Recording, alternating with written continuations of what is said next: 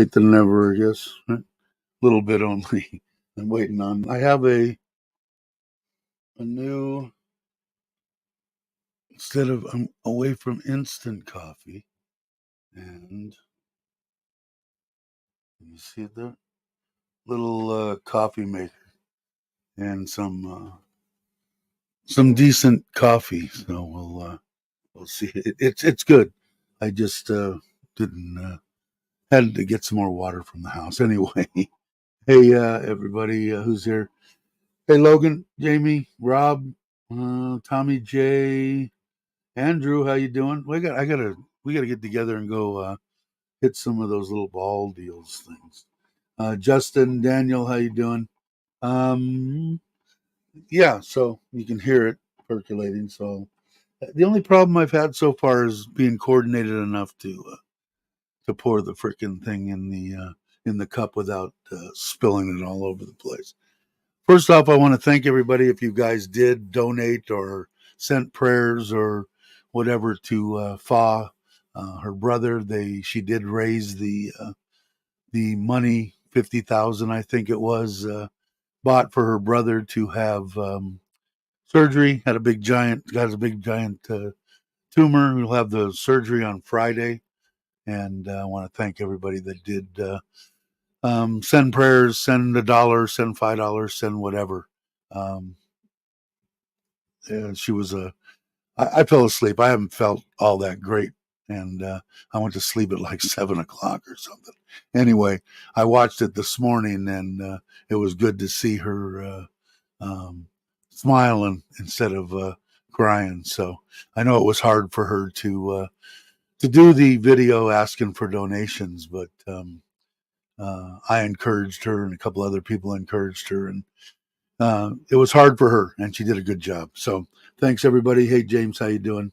I just want to thank everybody in advance that donated. So, and she, she's a good person, man. I like Fa, and she, immediately in that second parts told people don't need any more donations. I mean, so she is definitely doing it. Her family ought to be very proud of her for being able to take care of her brother and sister. Anyway, yeah, it is, Logan. It's freaking awesome, man. Yeah, so everybody that did whatever they needed to do, the first one I was there in the chat, and I donated, and a couple of people did, and after that first one, it just kept coming in. So she's a happy camper. Let me see if I can get my coffee. So it's it's probably 2 cups there, but pouring it in the glass is kind of a joke. But yeah, I did pretty good. It's amazing.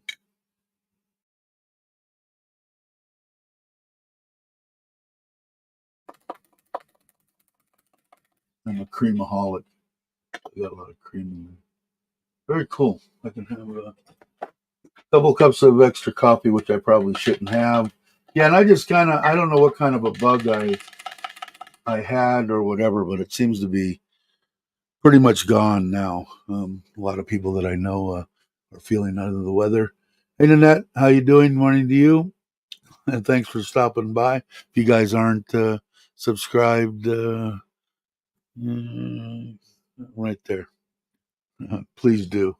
And for Logan too, and his, and anybody else that has a channel. But yeah, so that's cool. Thanks everybody for joining in on that. That's good stuff. That's helping people in Thailand. That is, it's good. like Logan said, it's a hell of a little community. That this whole all the way from Chuck and Paige and Joe and Gift and everybody. We're all connected somewhat. They're much bigger channels, obviously, but hey, it doesn't take much to do. Like I know that there was people that gave. It didn't matter because when I put in there, hey Joe, thank you, brother. You're the man.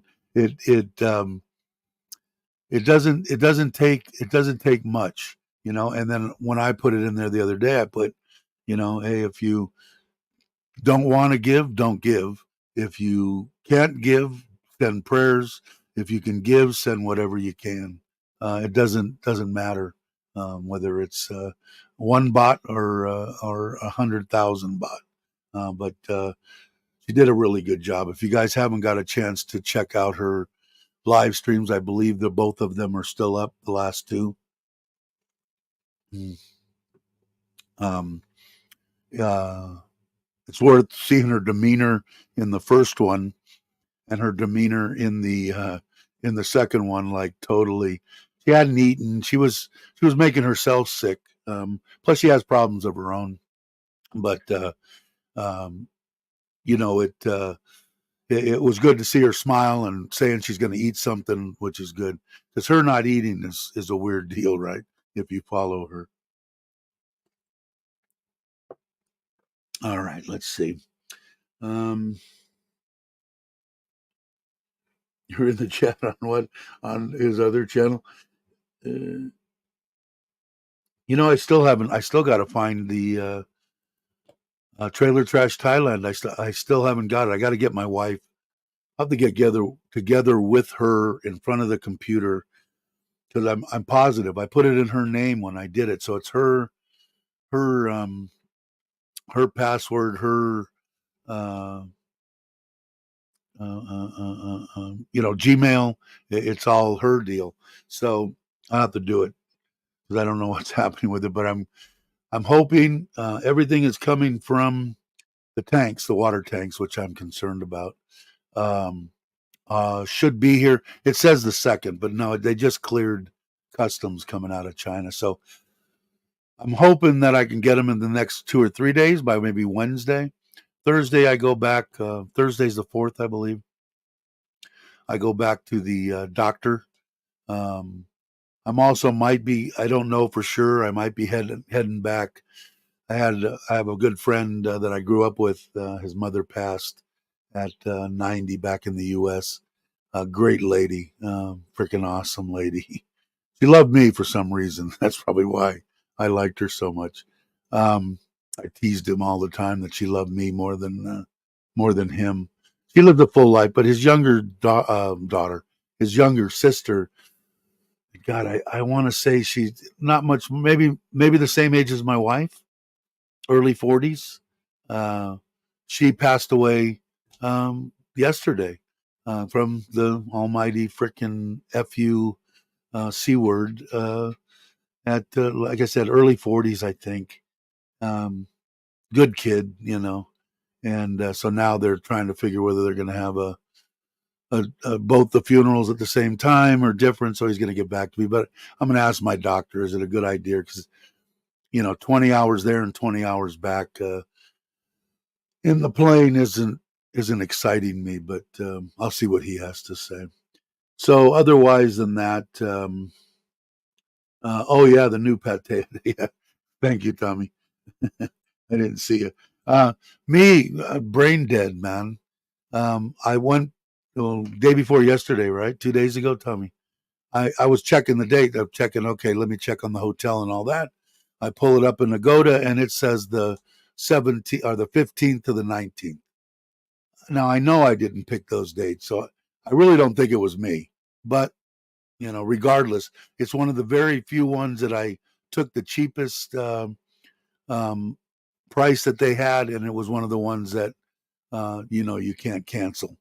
So figures right now, everything that I've done on Agoda, every one of them. Now it's 99.9% of them.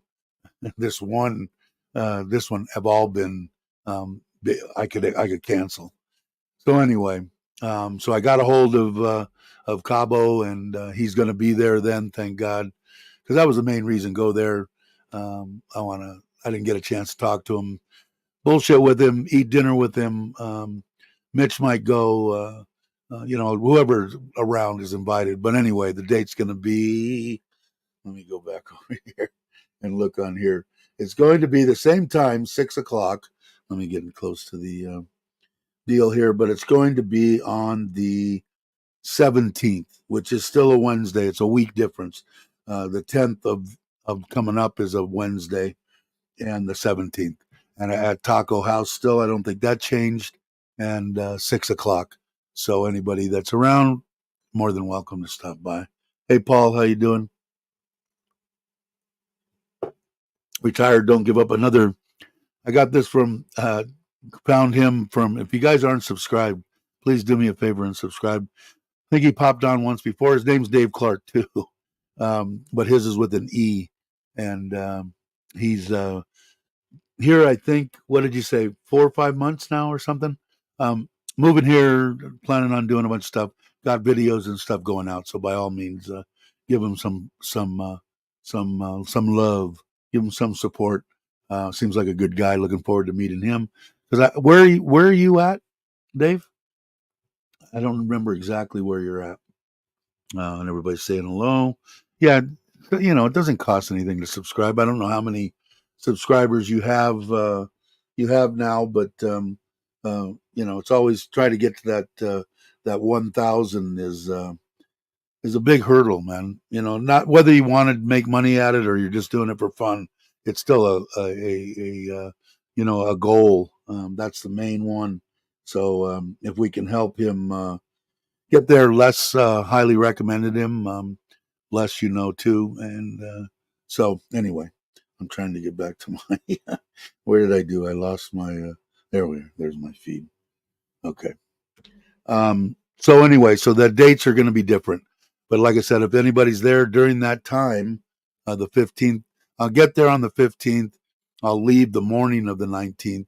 So anytime during that day for a breakfast and lunch or whatever, I got no problem. Otherwise, I'm just going by myself and I'm going to relax. Got 20 videos. Cool. And that's the province. 77 subscribers. Let's go try to get them over 100. How many people are in here? 15. Well, that'll get them close. If you're not subscribed, please do it. Who's Joe put up the link right there. So all you got to do is, there's the Dave Clark with that E there. I don't know what that E's about. Anyway, seems like a good guy. Yeah, no worries, man. No worries. There's Joe 78.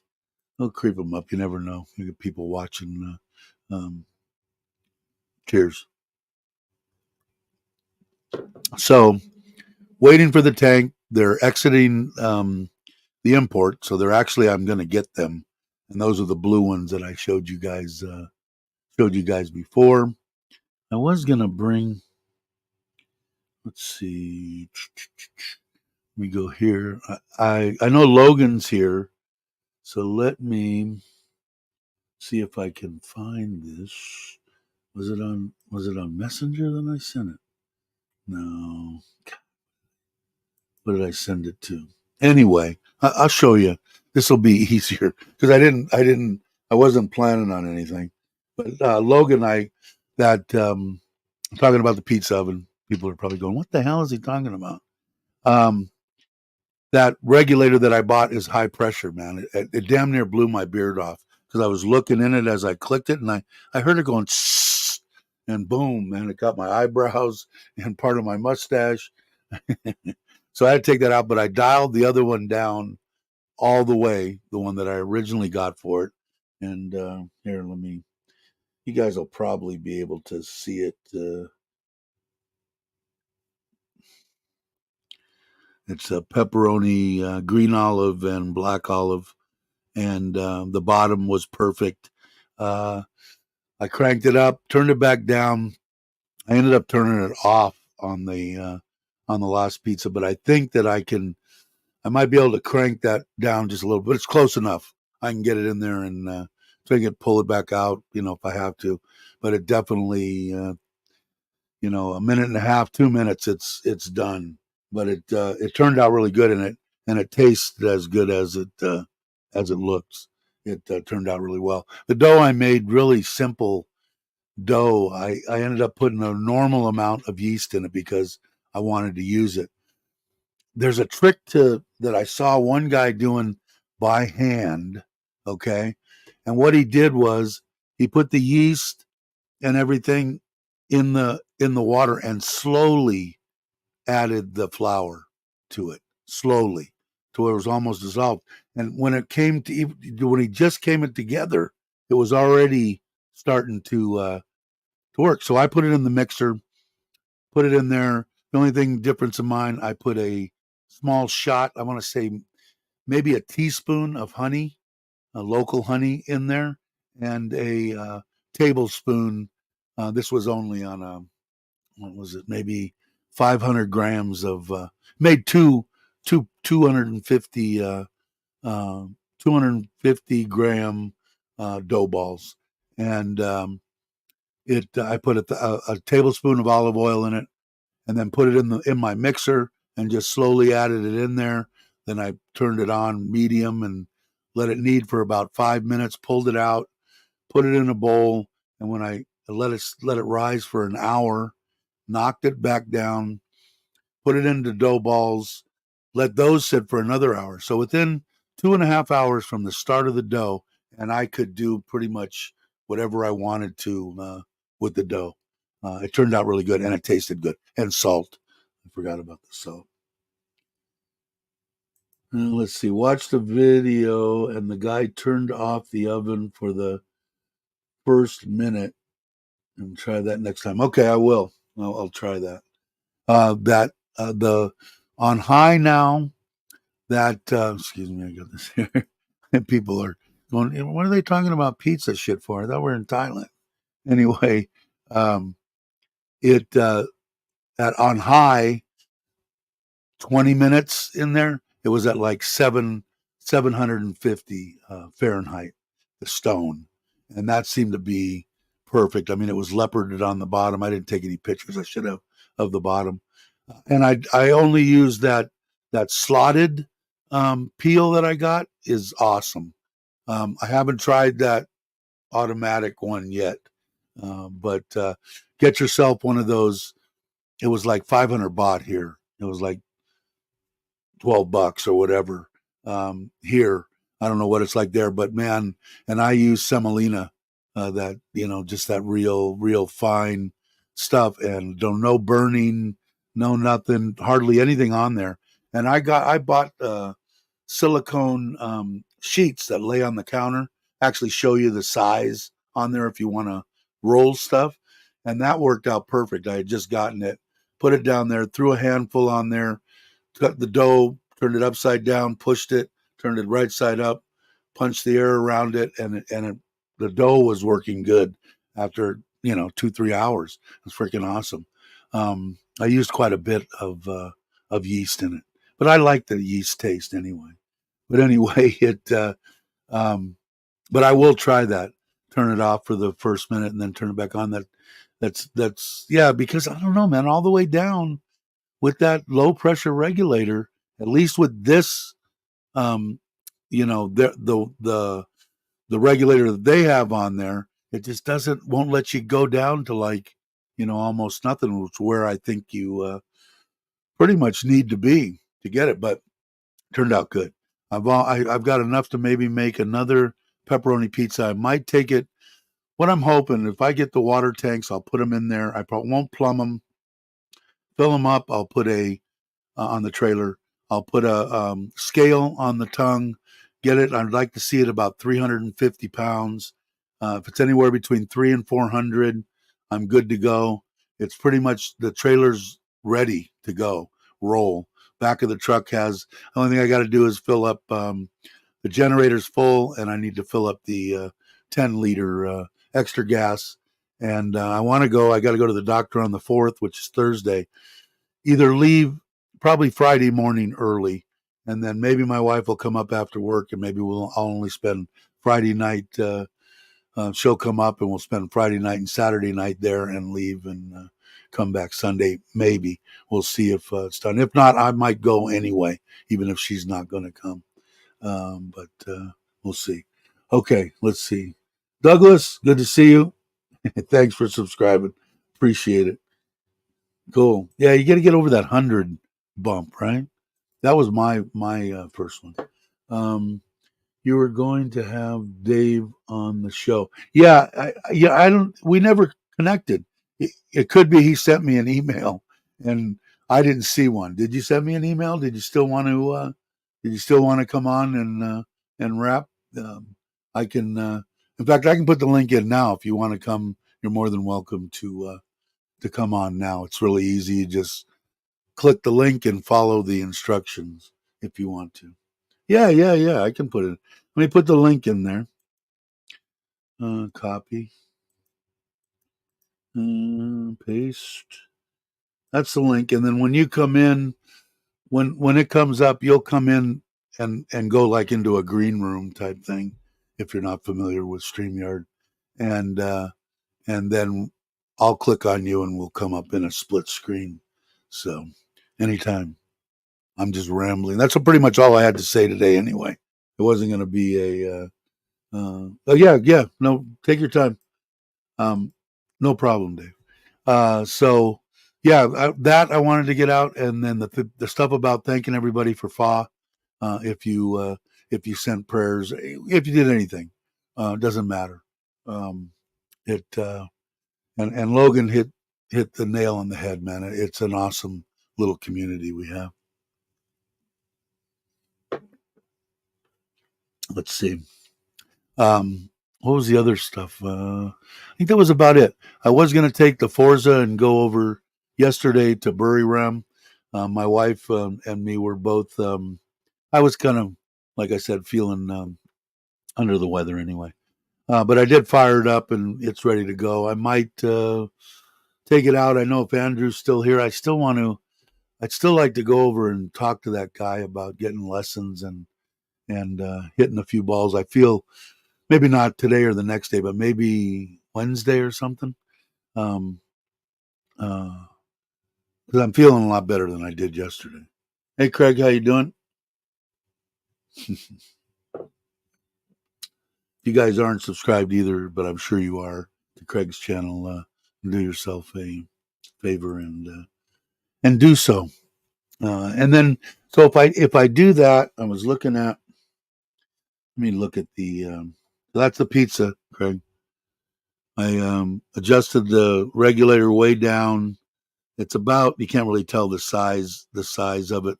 Um, it was probably 11 inches, 10, 11 inches.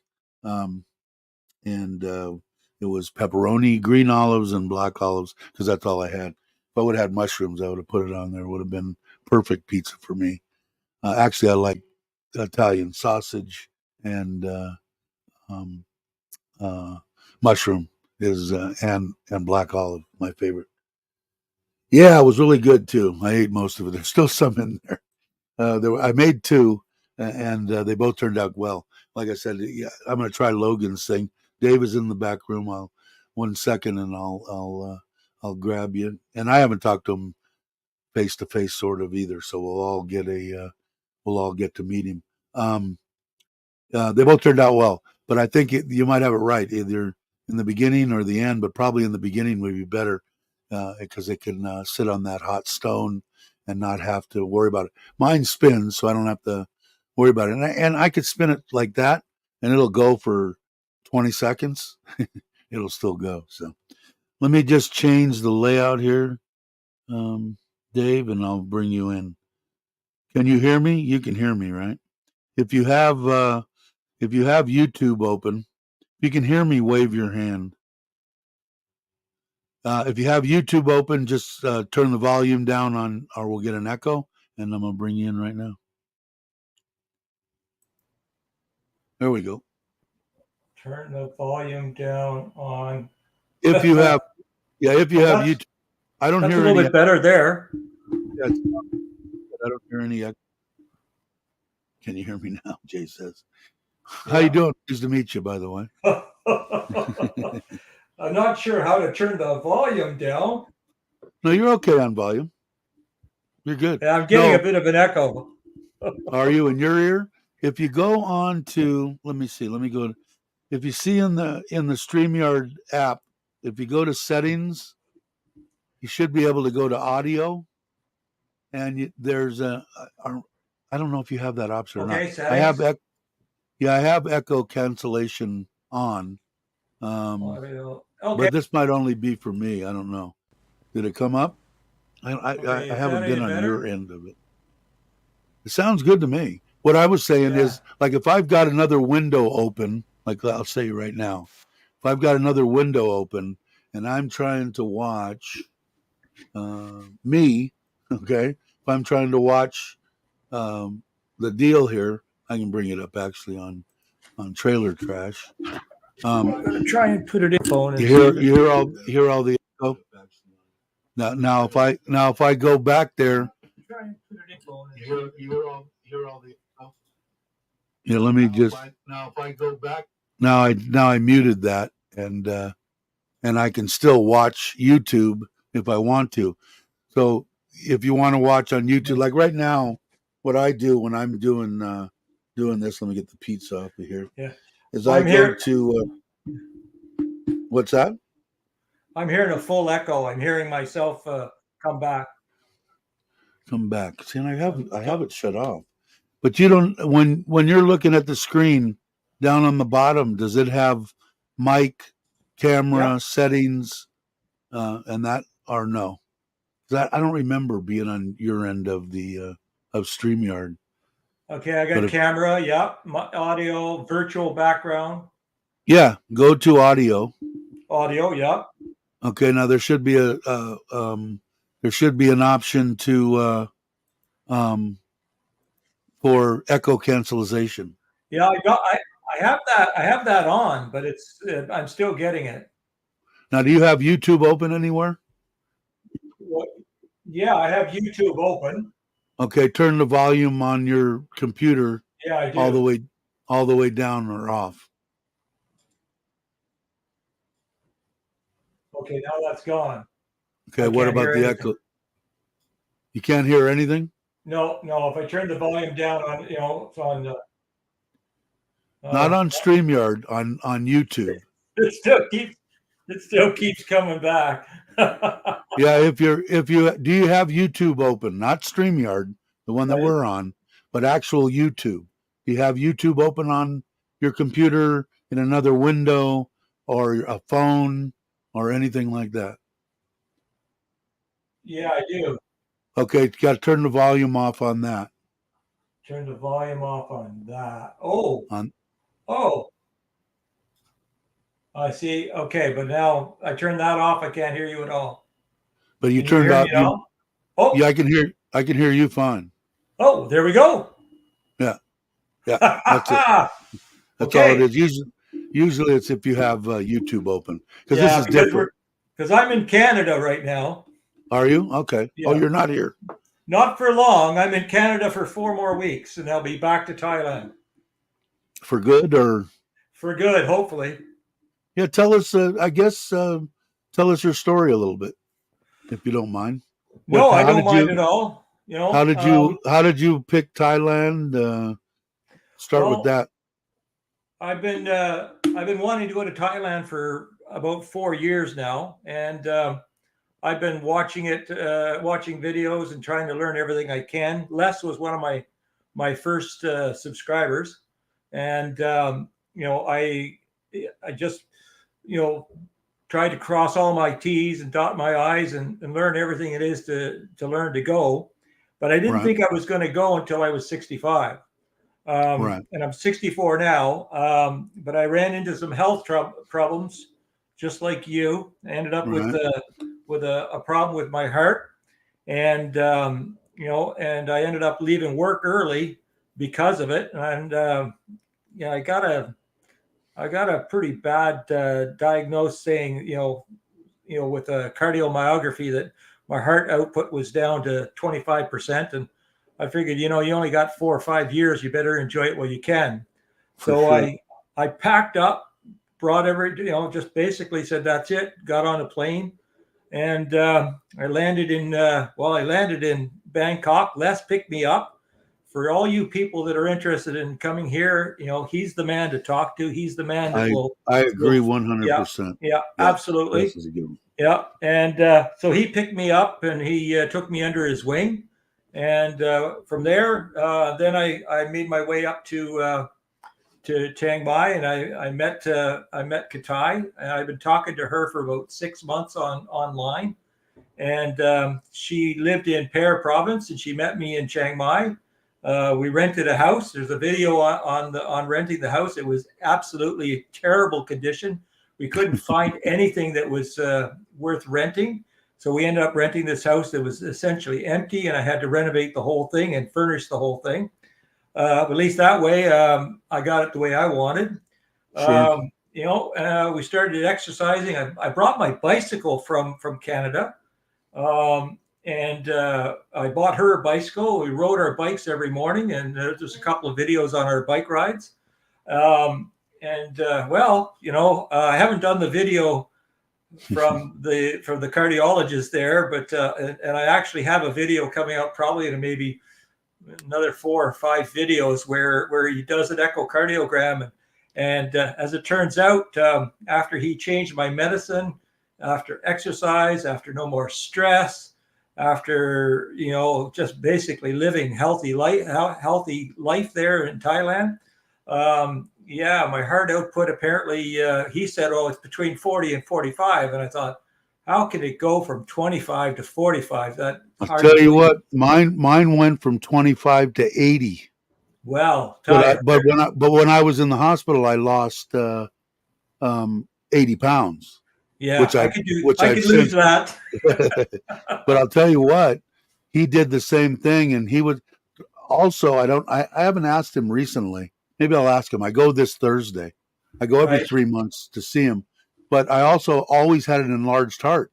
Right. And after that, and eating right and doing all the stuff, my heart wasn't enlarged anymore, and I didn't even think that was possible. I didn't think so either. Yeah. It's like I say, I came back to Canada. I had to wait 2 months to see the cardiologist here, and he didn't believe it either. And he did an echocardiogram 3 days later, and what do you know? I'm up at 39%. So yeah. Also, my doctor told me too, at 65 or whatever, 62 when I got sick, and that, he said it's not it's not a how do you put it? Don't go crazy over this number. 25% is very normal for people in their 60s and 70s. He said it's not like you're the only one. You're in the 1%. That's what he told me anyway. And he said, don't let that get in your mind that, and then when we did it and it went up and all that, he was, I got some of the best care. That was another thing that I wanted to ask you now too, is when I went to Costa Rica in 2015 for 8 months, I met a bunch of Canadians. They'd all come the same time of the year to Coco and they had condos and had all this stuff. In Costa Rica, you could buy stuff, property, and they bought a lot of stuff way back before. But the thing I wanted to bring up was I got the impression, I didn't really nail them down or whatever, but they always came at a certain date and they went back on a certain date. And from what they told me, or friends of mine told me, they lose their medical if they're gone from Canada for more than a certain period of time.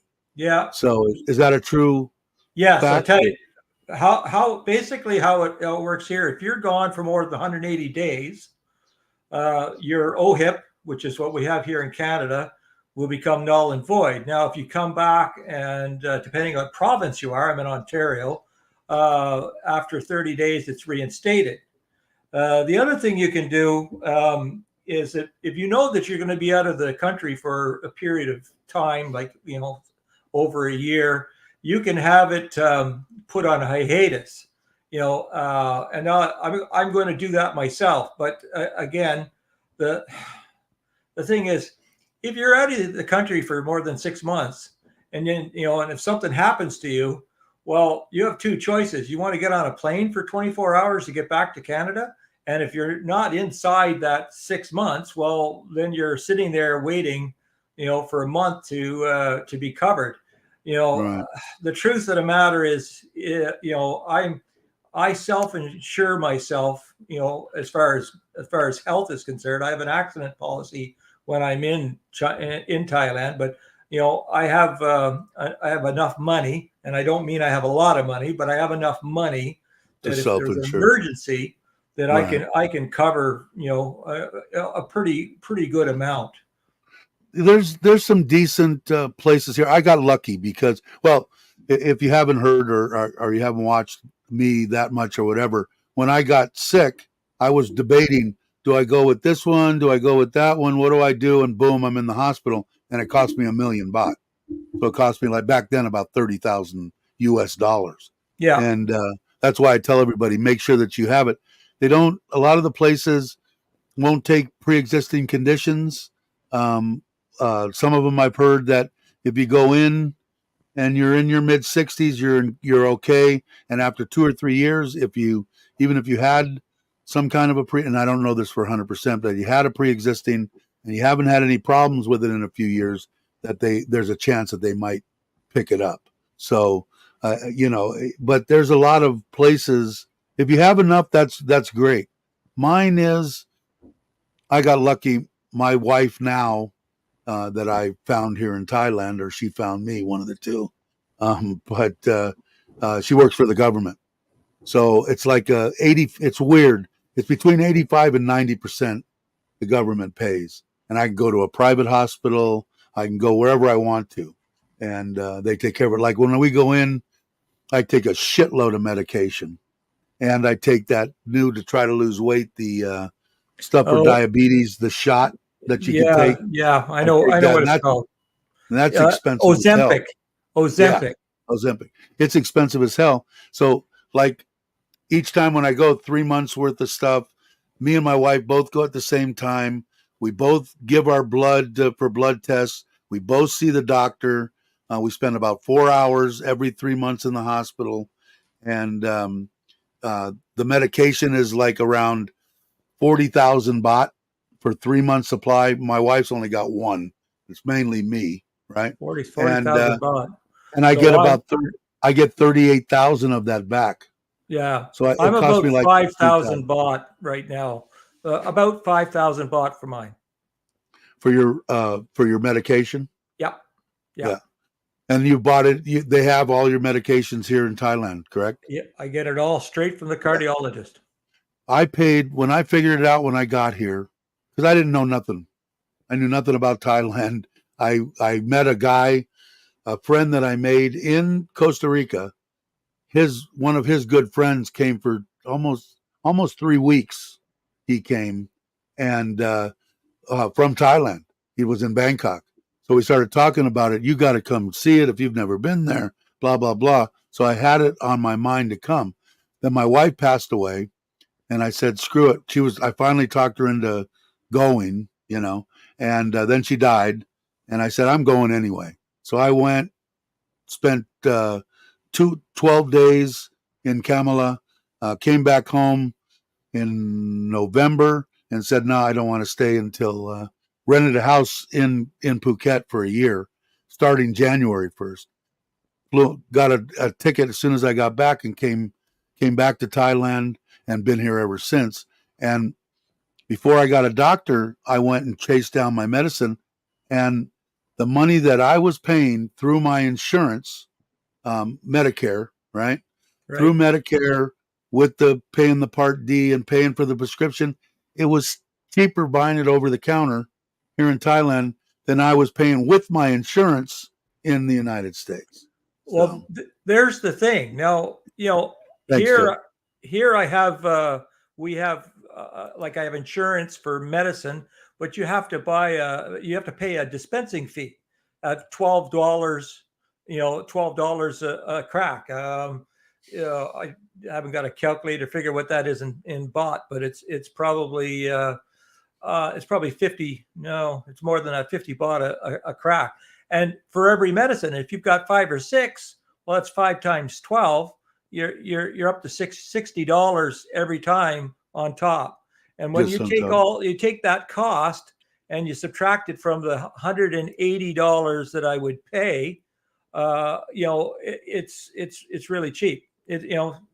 it's worth just pay over It's the crazy. counter, be done. The only thing that like I said, I can't praise the healthcare system here in Thailand any more than absolutely the best I've ever had. And And you I have took, good reason. yeah, and my wife here that passed away when she had bone marrow cancer, leukemia basically, and she went for a bone marrow transplant. I went to the best place in the world, which is Stanford University in California, which would happen to be close to us. I think it cost $2.5 million US dollars. I had insurance, of course. But I saw the care that she got there, me in the hospital through my whole life. I got just as good a care, if not better, in a private Thai hospital. And my doctor saved my life. My cardiologist saved my life numerous times. Oh, And, absolutely. yeah, they're the best, man. When I first landed in Chiang Mai, I knew that I had to see, make arrangements to see a doctor, and I'm on a medical insurance policy right now that'll go till I'm 65, and then it's gone. But Right. so as part of the priority was to make sure that I get some kind of medical assistance here. So we show up at 2:00. I found him on Google Maps, and it said best cardiologist in Chiang Mai. I said, okay, fine. He said he started. He opened it from 2:00 to 7. So we stopped by around 2:30. We talked to the nurse. I had all my files with me. I had all the blood tests done before I came, and had it all in a file, and I handed it to her, and I said, could you have the doctor look this over? And and when it's convenient, could he give me a call, and we'll make an appointment, and I'll come whenever I can. So that was at 2:30. Doctor came in at 5. We were just over at the Central Festival Mall, and I got a phone call about 20 minutes after 5. Said the doctor's read your file. Can you come in now? I'm thinking, it's amazing, really? amazing. So and I got to tell you, I got to point out again, like I say, it's just amazing how fast things happen. But I saw him. He looked over the files. He increased my medicine, which I knew that would happen.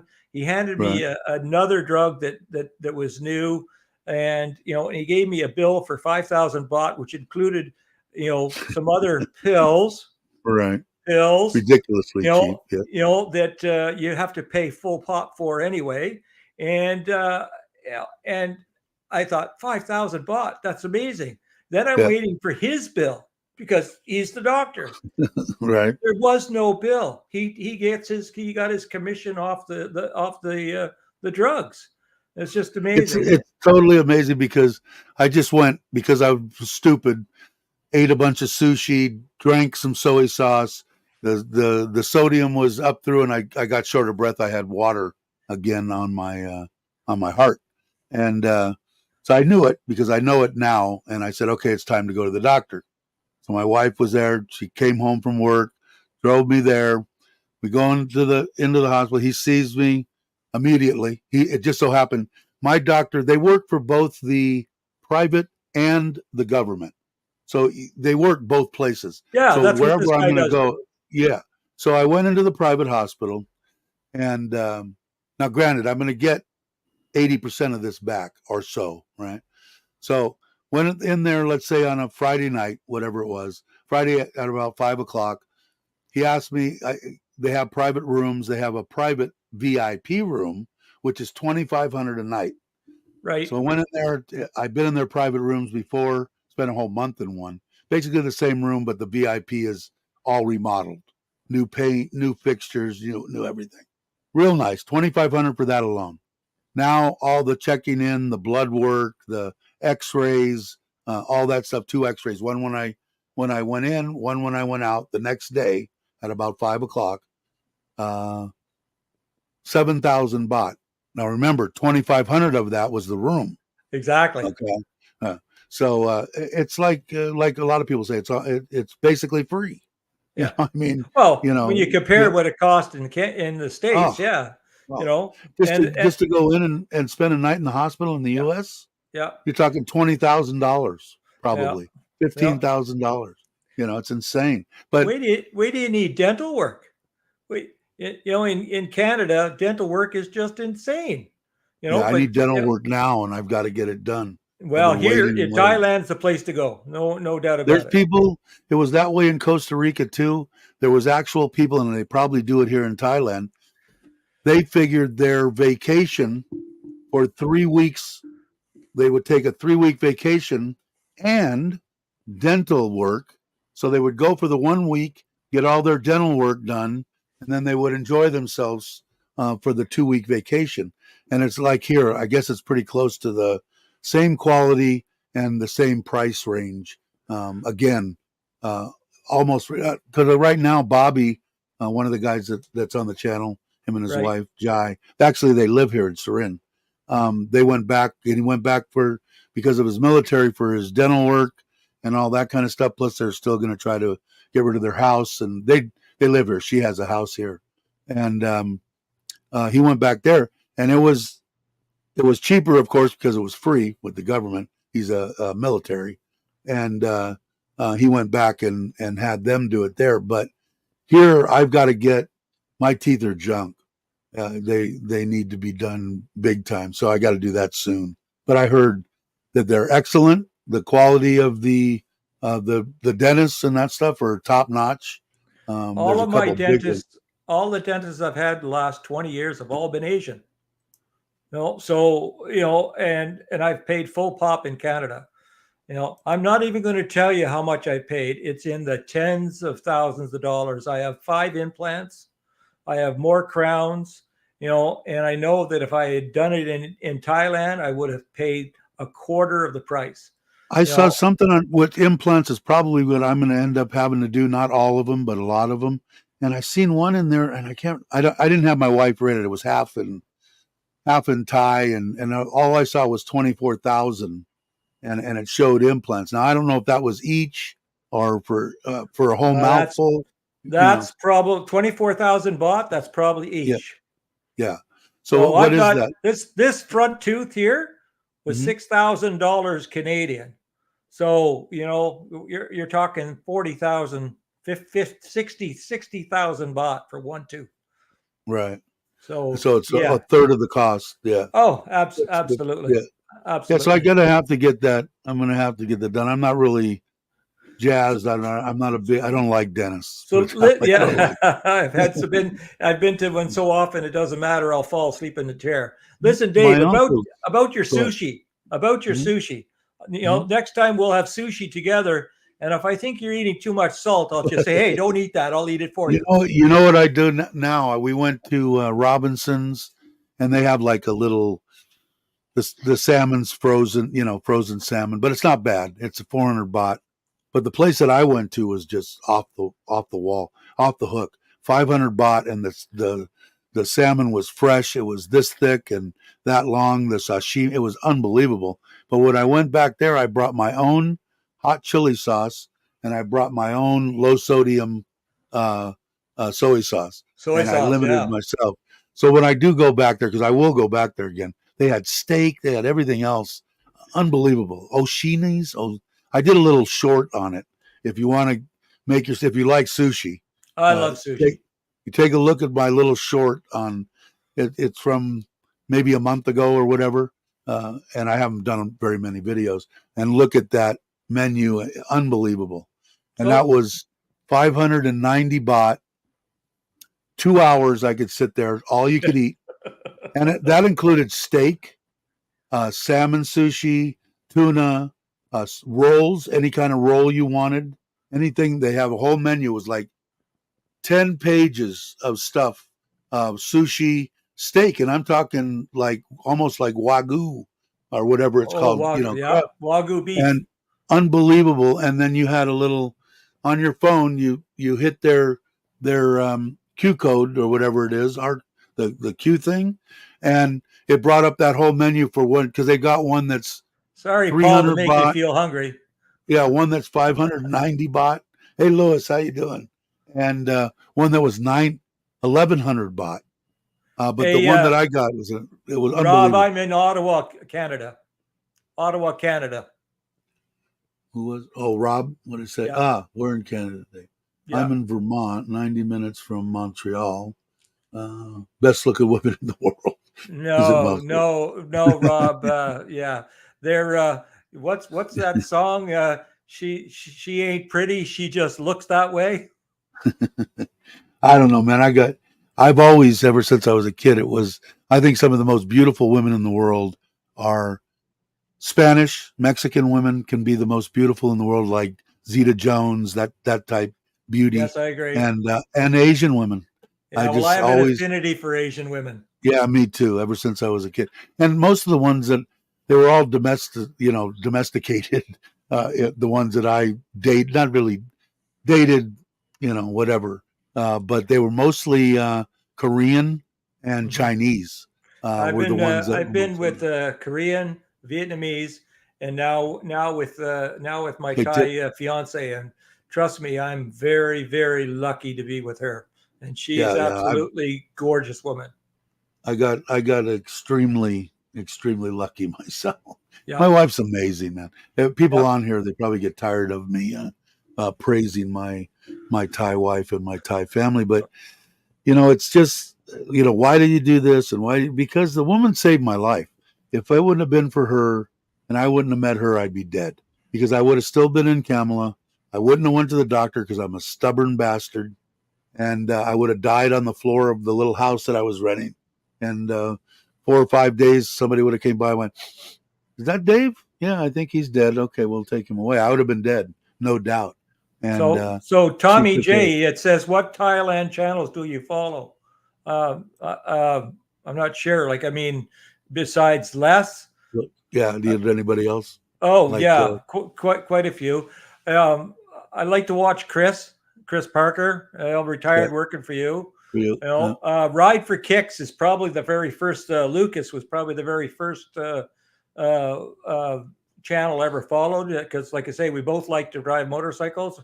I don't know if you know, I have a Harley here that I would love to sell before I come back, but I don't think that's going to happen. You know, so yeah, you ride yourself, don't you, Dave? Oh, yeah. Oh, yeah.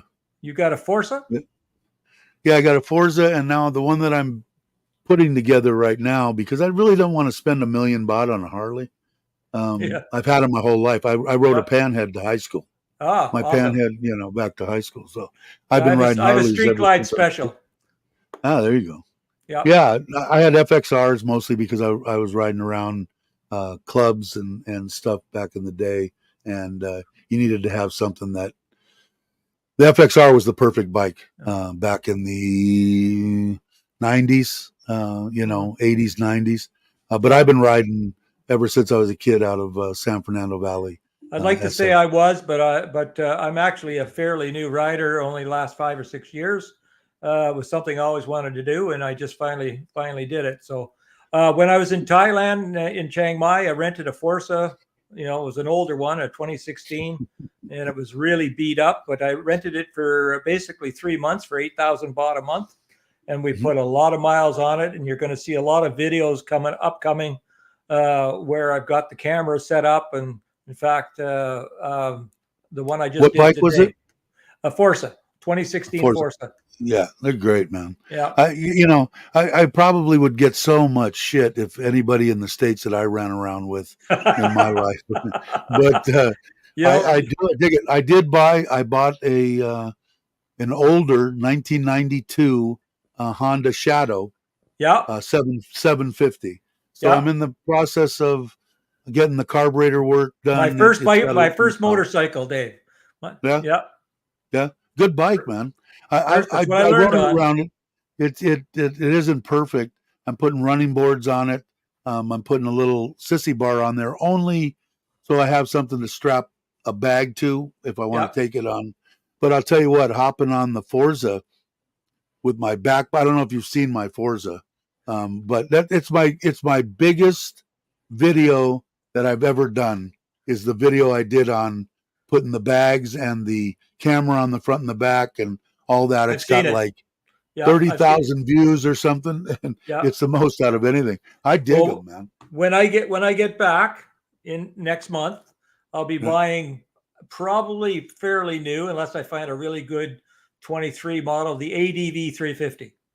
Yeah, Yep, excellent bike. that's the Excellent bike. priority. Yeah, And and I tell people because I bought mine brand new. yeah, If I knew what I knew now, the best way that I could see, and I tell people on here, find a Farang that bought it, only put 10,000 kilometers on it, had everything changed, has all the paperwork, things in perfect condition, because chai. you can get a Forza a couple of years old, or whatever, 3 years old, for you'll save 50,000 baht, 60,000 Absolutely. baht. Yeah, So I'm looking. I'm looking right now in Chiang Mai. I was on Marketplace. 160, 170,000 baht for a 23 ADV, where the yeah, new there you ones go. are a little over 200. Yeah, 2.5, 2.10. Yeah, You know 2.5. who else you got to watch is Maui. What's Maui's channel? Somebody put up the Maui. link to Maui's. Maui's the guy that I did the ride with. Have you seen anything down over to Ko Chang? He's got a Yeah. Forza. He bought a Forza after I got mine because of looking at mine. Great guy. Him and his wife. They live in Hua Hin, Oh, and Hin. they came over. We met up in. His wife is from Surin, so they came here, and then we all took off at 5 o'clock in the morning. Went all the way down to Ko Chang, the island, 6-7 hour ride. Then we stayed there for 3 days. Went from there um, to John Tiem Pattaya for Thanksgiving for one day, and then I rode back to Surin, and he went back to Inn, and he had his friend with him. But I'm talking about for people to ride with. He's an Yeah, excellent man, good people, and that'd be me awesome. too. I'm game too. When you get back here, I haven't been to Chiang Mai or Chiang Rai yet. I've got Well, a buddy that I'm moved. not quite that far. I'm just in Prey. Yeah, I don't know where that is. I'm Okay, horrible. so if you go where you are and start going Yeah. north and heading towards Chiang Rai, you'll hit me long before you get to Chiang Rai. Okay. Yeah. Well, we'll definitely, if you're riding, I'm in. Yeah. Poe John is On the saying, go. yeah, Idea Studios and Uncle Craig. Yeah, Uncle Craig's channel too. That There was it the is. one that I pointed out. I don't know Yeah. if you've seen his. Yeah. Yeah, and then Gator put up Poe's channel. Well, Poe's he's an ex cop, and he's a bunch of anybody that's screwing with people. What is it called, John? What's that? That not religion like Tom Cruise and them scientific Scientology. theology. He's a advocate of crucifying those people. So he's John, John's a good guy, and it's fun. It's a good channel when to give you something to watch. He puts on he's got some stuff. He does some skits. He has a good time. I don't care what your religion is, as long as you you don't try and drive it down other people's throats. I don't know that much about it, but the little that I do know about Scientology, I want absolutely nothing to do it. Yeah. I'm in for anybody that wants to stop them and for what they're doing to people's lives. I didn't realize it till I started watching John's channel. I didn't realize that they really harm people. So 10 hours. Okay, he's saying 10 hours from here, but yep. I know that I'm almost positive that Maui said we're going to get together when he gets back. He's in the States right now. He's been there 3 or 4 months. They have a condo in Hua Hin, but I think he was talking about going to Chiang Mai. I wish he was on. Too bad he's not on. But if you watch any of the live streams, he's usually on if he's up, but he's there. Hey, Jay, thanks for stopping by. I appreciate it, brother. And here's another one. If you're interested in building or anything, Kenny and Sampit just finished a house in Sisaket, and he did an excellent job on documenting the build from start to finish. Good people too. I think I've been watching that. Yeah, good channel. Yeah. Like I said, we were talking about it earlier. I don't know if you know Fa, James and Fa, or No Time to Be Sad, Chuck and Paige, Joe and Gift, their channels. Those are the ones I watched. Okay. But Fa is James's girlfriend, and her brother had a big giant tumor on the back of his head, and we talked and stuff, and told her you need to do You need to do on Biopsy. her channel, do it. And she needed to raise 50,000 baht, and she did it in 2 days. Oh, I can And believe it. she went from just crying, I can't help my brother. My brother's gonna, to the one I watched, her latest one from yesterday, from last night, smiling. I can eat now. I feel so much better. Good.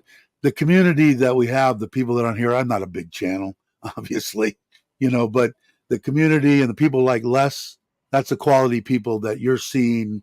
Any one of these people in the chat are that Absolutely. quality of a person, Yeah. and it makes it's good for a little community, we share information, We should do a on little shout out to Les. He's going to be heading to London, England soon because his sister's sick. Okay. Les is a good son of a bitch, isn't he? Yes, he is. I like Les a lot. He reads He's it a by good the man. book. He's a good man. He's a Yeah. stand-up man, Yeah. You can He'll take tell him you for what he says.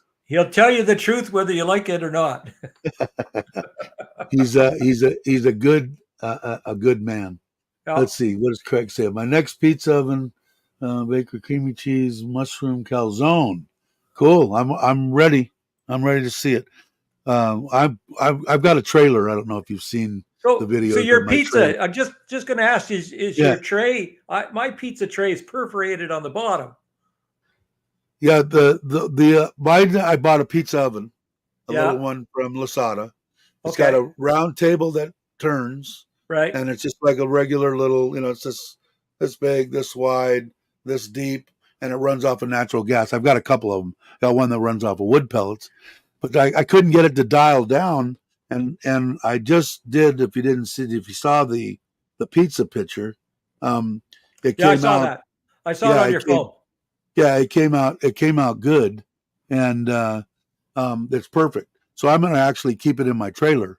And I've got another channel called Trailer Trash Thailand that for some reason disappeared, and it was in my wife's name, so I've got to try to find it again. It only had, I don't know how many subscribers did it have, Jake? Can you look at Trailer Trash Thailand? It's still there. I still broadcast on it when I do my live streams on Mondays and Fridays.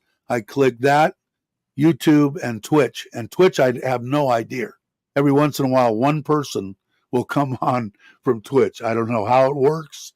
I know it's a deal for mainly gamers, but I don't know anything about it. How it got there, I don't know, but I just use it. But Trailer Trash, because if you've seen my video, I bought a Chinese trailer. I bought a brand new Storm Track black 4x4 Ford Ranger. Awesome truck, unbelievable truck. And I had a big 40-foot trailer that I purchased last year before I came because I thought I was going to live here for 6 months and then live in Thailand for 6 months. Right. And after being there for 6 months, I just, it was time to come home. I did not want to come home. So first thing I did when I get back is I put the trailer up for sale. And so it's now sold. Like I say, I'm trying to sell my my Harley. I have a small truck I'm going to sell next. And basically I've liquidated pretty much everything I own, and I'm ready to go and just stay there forever. Perfect. Nothing wrong with that. I have 198 subs on that channel, but cool. Because I wanted to do, I am going to do. I could do with 198 subs. Yeah, there you go. I bought a trailer from China. A Thai man and his wife, who was Chinese, started a company. And the only thing I changed, I took the suspension out of a brand new trailer. I took the suspension out, and it was a torsion bar suspension. And I took it off and put a axle with leaf springs and shocks because I wanted to raise it up. Because on the back, I have a rack, and I have a brand new Honda CT 125 Trail 125, and I put that on with a push button winch. Right. So I take the cable up, hook it up, and I walk it up. I don't have to bust a gut or do anything. And so I put that on the back. So the thing I'm battling now, you heard me talking about water containers. When I put that on the back of the trailer, you're supposed to have between 10 and 15% of your trailer weight on the tongue. Yeah, so it's sitting like this. So if I'm gonna put weight in the trailer, which I have plenty because the suspension I put on there is way better than what it was. And I might as well have water. Why instead of just wait, So I waited for these 3 tanks. I've been trying to buy out of China. They screwed me over twice. They said, I hate China. I hate to say that. I'll probably lose subscribers. Yeah, it's just the guy like it's, I want this thing. Yeah, okay. Well, all right, these 3 tanks, boom. Week and a half goes by. Hey, can you please, it just says pack. Can you ship it? Can you please ship it? Another couple of days go by. Boom, they cancel it. Why'd you cancel it? We don't have it in stock. Well, wait a second. You said the goddamn thing is packed. How'd you pack something that wasn't in stock? No. Did it again. Same thing with a different manufacturer of the water tanks. Finally, this one, they're just clearing customs right now. They're the thicker ones. They cost twice as much money as the ones I was originally going to get. So where in the trailer will you put those? You're going to put them on the front? Yeah, I can't. On the front of this trailer, on the tongue, it has the handbrake and it has the air conditioning condenser. Okay. And so there's no room. But right behind the air, where the air conditioning compressor is right up against where the trailer starts. What about inside at the front of the trailer? Right inside there is the horseshoe shaped around my table. Right. So that whole back across there, I'm putting 3 40-liter. There you go. That'll do it. And then I'll tie them in and they'll go into my water tank. Yeah. And it should give me about 300 to 400 pounds on the tongue weight. Yeah. Once I get that. So if I get that, last thing you want to do is have that get away on you. No, it does this shit and it'll rip the damn thing off the back of the trailer. Yeah. I noticed it because with the last time I took it out, I didn't have the bike on it, but I had the rack. Now the rack that I built was, instead of just having, it's one of those ones that tilt and you drive up on, motorcycle ones, but it just had the one. I had them add another one, so there's 2 of them, and right. I'm probably going to add a third one to make it good and stable. I probably got over 100 pounds in just metal hanging off the back of the trailer, and I could tell the difference I could tell the difference when I took it out. Yeah. So when I got back, I knew when I put the bike weighs 200 and something pounds. Yeah. I knew that when I put it on there that I was going to do it. Yeah. But 300 pounds back there, 300 pounds at the front. Somebody put up Maui's channel. This is Dave Clark, and he's going to be getting a ADV when he gets here. He has a fiance in Chiang Mai. Oh. And I told him that I thought that we were going to, when you come back, you wanted to go to Chiang Mai, right? Or Chiang Rai? But this is the channel. Somebody will put Maui's link up, and there he is. There you go. Yeah, and there. Thanks, ET. When you want to go to Chiang Mai, you have to come through Pear to get to Chiang Mai from where. Well, that's what we would end up. Okay. Like I said, even if you wanted to, we could meet. I don't know where Maui. Where were you planning on going? It's just they're good people, nice, easy riding. There's no, it's a good thing. Yes, Chiang Rai. So I'll hook up with them. We'll come up. We'll be with you. Then where are you going to go after that? You going straight back home, or are you going? Are you going to ride to Surin? But either way, does your fiance like to ride or no? Mine does. Mine doesn't. Mine does. She's on the back. She falls asleep on the back of the bike. That's Maui's wife is she's one of the good ones. But she likes to ride, and they come like I said, they come all the way from Hua Hin to Surin. So and I made that ride in 16 and a half hours straight. Wow. But when I went on if you look on the deal, I have a epic motorcycle ride, and I go with Joe and Chuck and Paige, No Time to Be Sad, and all them. We went on that. And when I got back there, I got up in the morning and I said, I'm going to head home. And I took off. I think it was 16 and a half hours. It was a long time. It was big. But he comes over this way. What is the difference? I think the ADV, I think, is more, I want to say more on the off-roadish type. Okay, of a bike, you know? let me interject there. The biggest Sure. difference between the ADV and the Forza, the ADV is a tad longer, and it's a little bit higher. But the big thing, and unless you're a motorcycle rider, you might not notice it make any difference. But the big thing between the Forza and the ADV are the front forks. The front forks on the Forza they come up to a center yoke, and that goes up to the handlebars. Where on the ADV, the two forks come straight up to the handlebars. So if you're going to be doing a lot of long distance or a lot of mountain ride driving like I like to do, you're going to get a little better feel with the ADV. That's from what I understand. Yeah, see, he's saying after Chiang Mai, then the Golden Triangle. So there's going to be a ride after that. So might be. I don't know, when are you planning on doing this, Maui? I got a video on the Golden Triangle. Do you? Yep. Cool. I went up. We went up last in December for 3 days, and I did 3 videos for my 3 days in Chiang Rai. Now, if you don't, here's the channel you might want to too. Paul has been here a long time. He lives in Bangkok, and he does a bunch of videos on little places to eat, on all the different places to eat around Bangkok.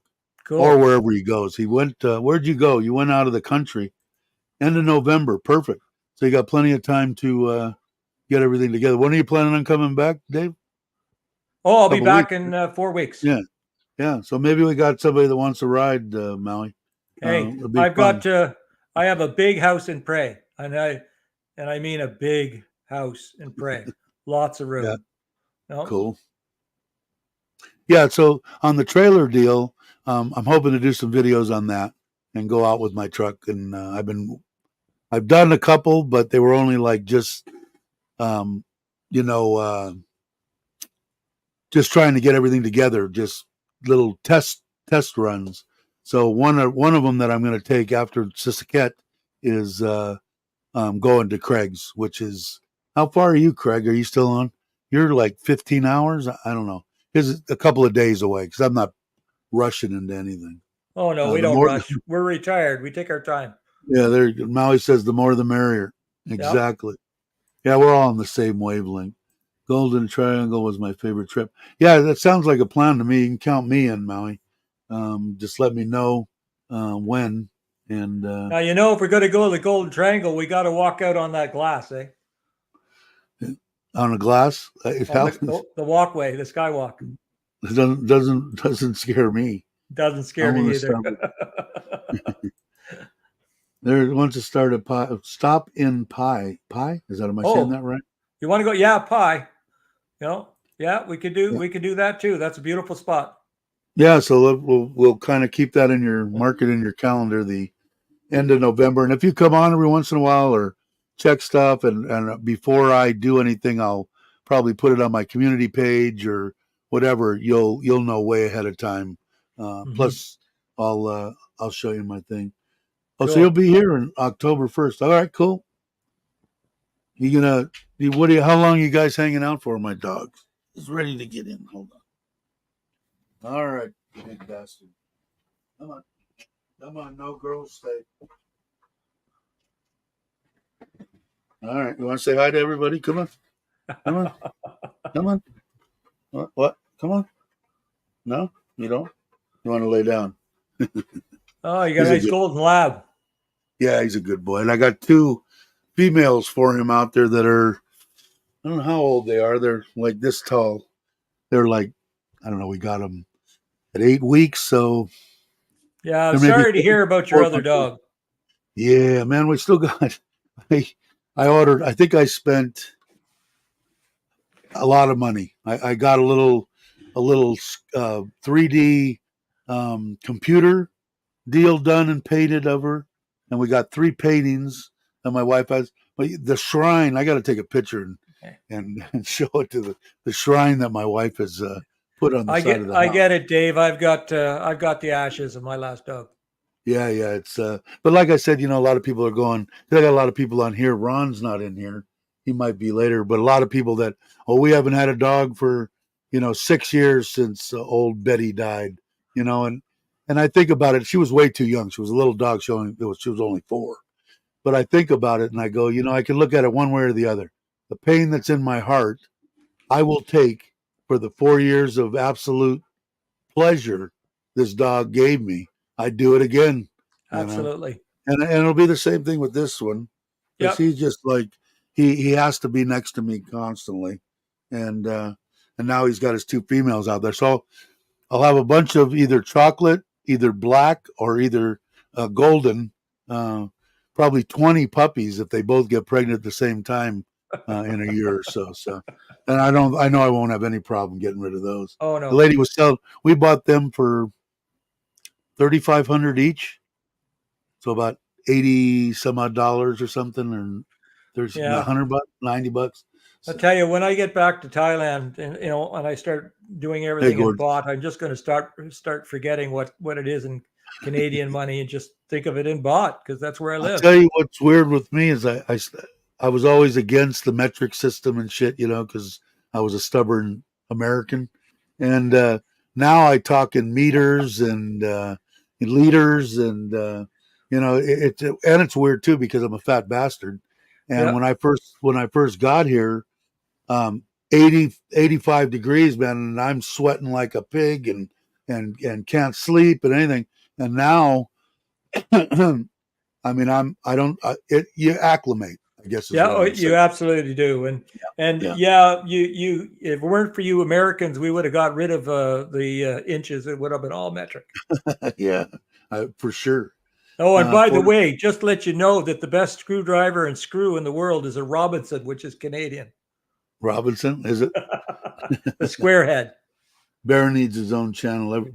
Jake loves Bear. Yeah, Bear needs his own channel.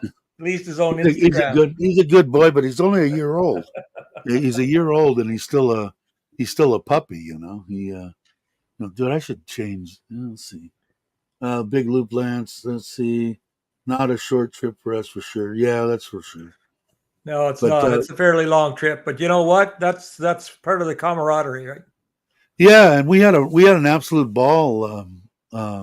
We went the Bobby, the one that I was talking about earlier, that's in the States right now. That is also from Surin. Andrew is right here. That's in the chat right now. He's in Surin. Both the people that I met here. Bobby was the first channel that when I started my channel, he started his, and him and Jai is here. His wife is she was a RN here in Thailand and went to the United States and was an RN there for 15 years or something, and now they're back retired, and he's retired. I don't know how old is Bobby? 70? Bobby's, I think, the oldest around. One of the oldest. I think Brock might be the Australian. How old are you now, Dave? 67? I'm 67. I'll be 68 in December. Did you finally quit smoking? Yeah. That's in case anybody's wondering about that, just get pneumonia and spend 2 months in the hospital with a tube down your throat, and you'll be done with it. It's going to be 3 years now, I think, or 4 years, which I never thought. I've been smoking since I was 12. I will admit that I do enjoy a cigar. I had humidors and stuff in the States. I didn't smoke them too much when I was here, but I always enjoyed it. But I know me, man. If I start gnawing on a stogie, I'm gonna want a cigarette. Yeah. Well, I quit smoking cigarettes when I was 24. I didn't start smoking cigars till I was in my late 30s. And I have a cigar. I had a cigar tonight because it's Canada Day. You might have heard the fireworks outside my window. But I have a cigar once or twice a week. In fact, I got 2 boxes of Stackhouse Mighty Mites in under my bathroom sink to bring back with me because you can't get a half decent cigar for a good price in Thailand. Yeah, I didn't even think of that. I haven't even ever tried. I know the only thing I used to enjoy, and was this one here that's on my arm. This is the one, the 30 years and died. She was the only woman. No, one other woman when I was younger please smoke the cigars in the house. Please blow the smoke in my face. She loved the smell of cigar smoke. I didn't have to go outside. My favorite was a good cigar, a glass of probably a red wine of any kind. Yeah, Doesn't really matter, and a I like the pork. big hunk of cheddar cheese, Absolutely. and I'm in heaven. And she'd be Yeah, right next to me, blow it in my face. There you go. And I nodded, and most of the people, they'd run from the smoke, and she just enjoyed it immensely. The smell. Wasn't a big wine connoisseur. I had a couple of.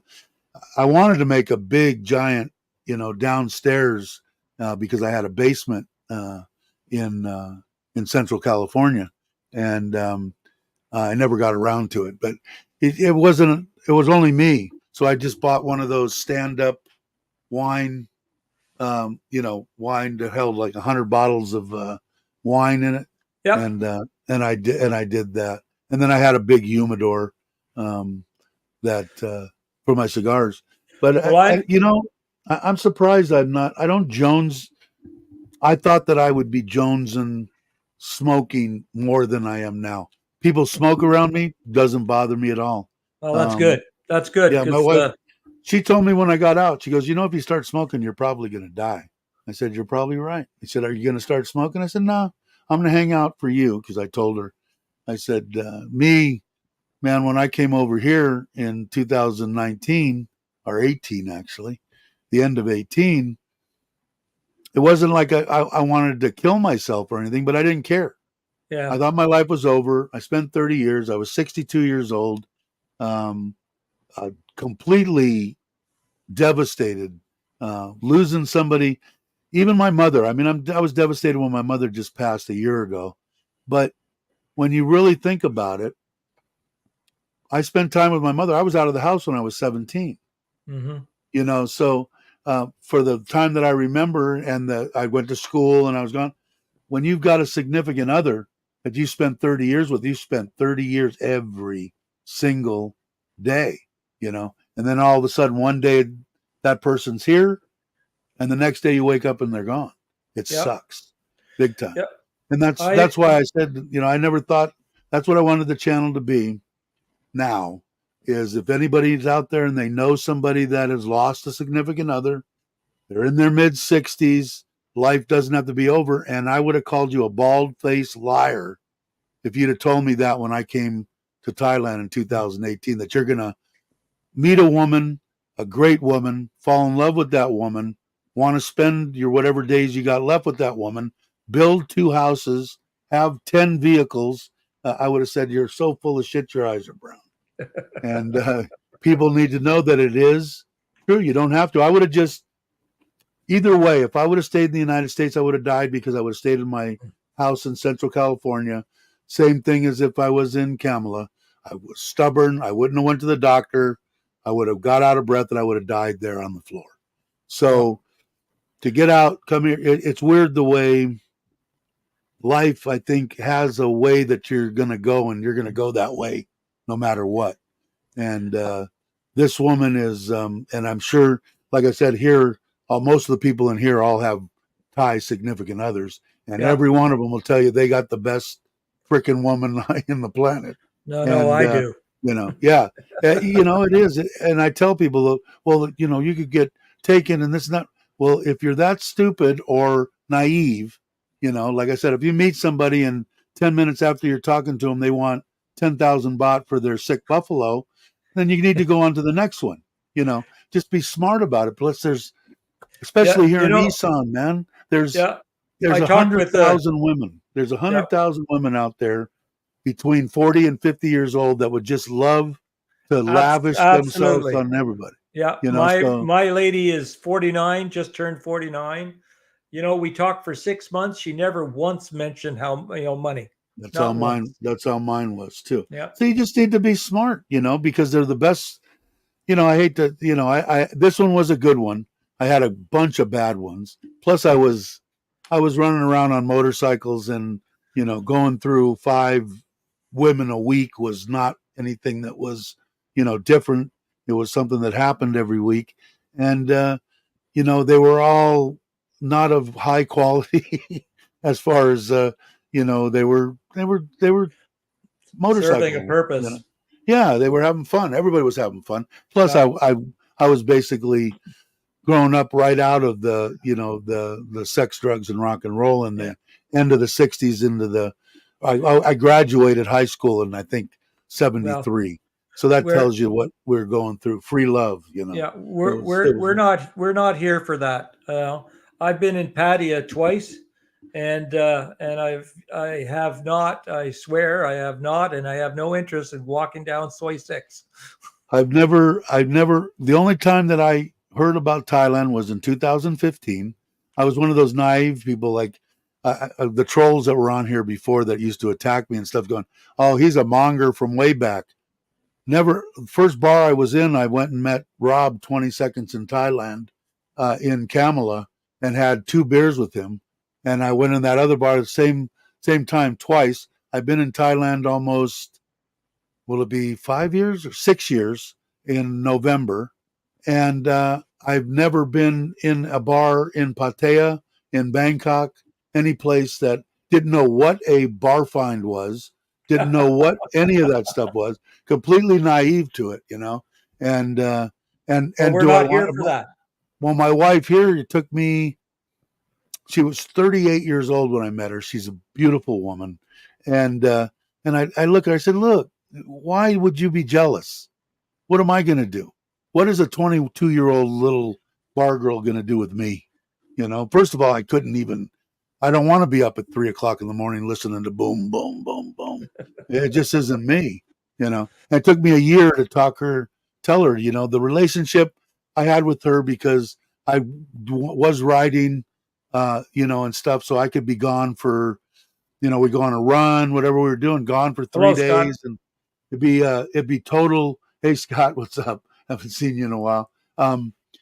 It was but the relationship was so good. I never cheated on her. She never cheated on me. I knew that somebody would have to put a gun to her head and kill her before she would submit to letting anybody touch her.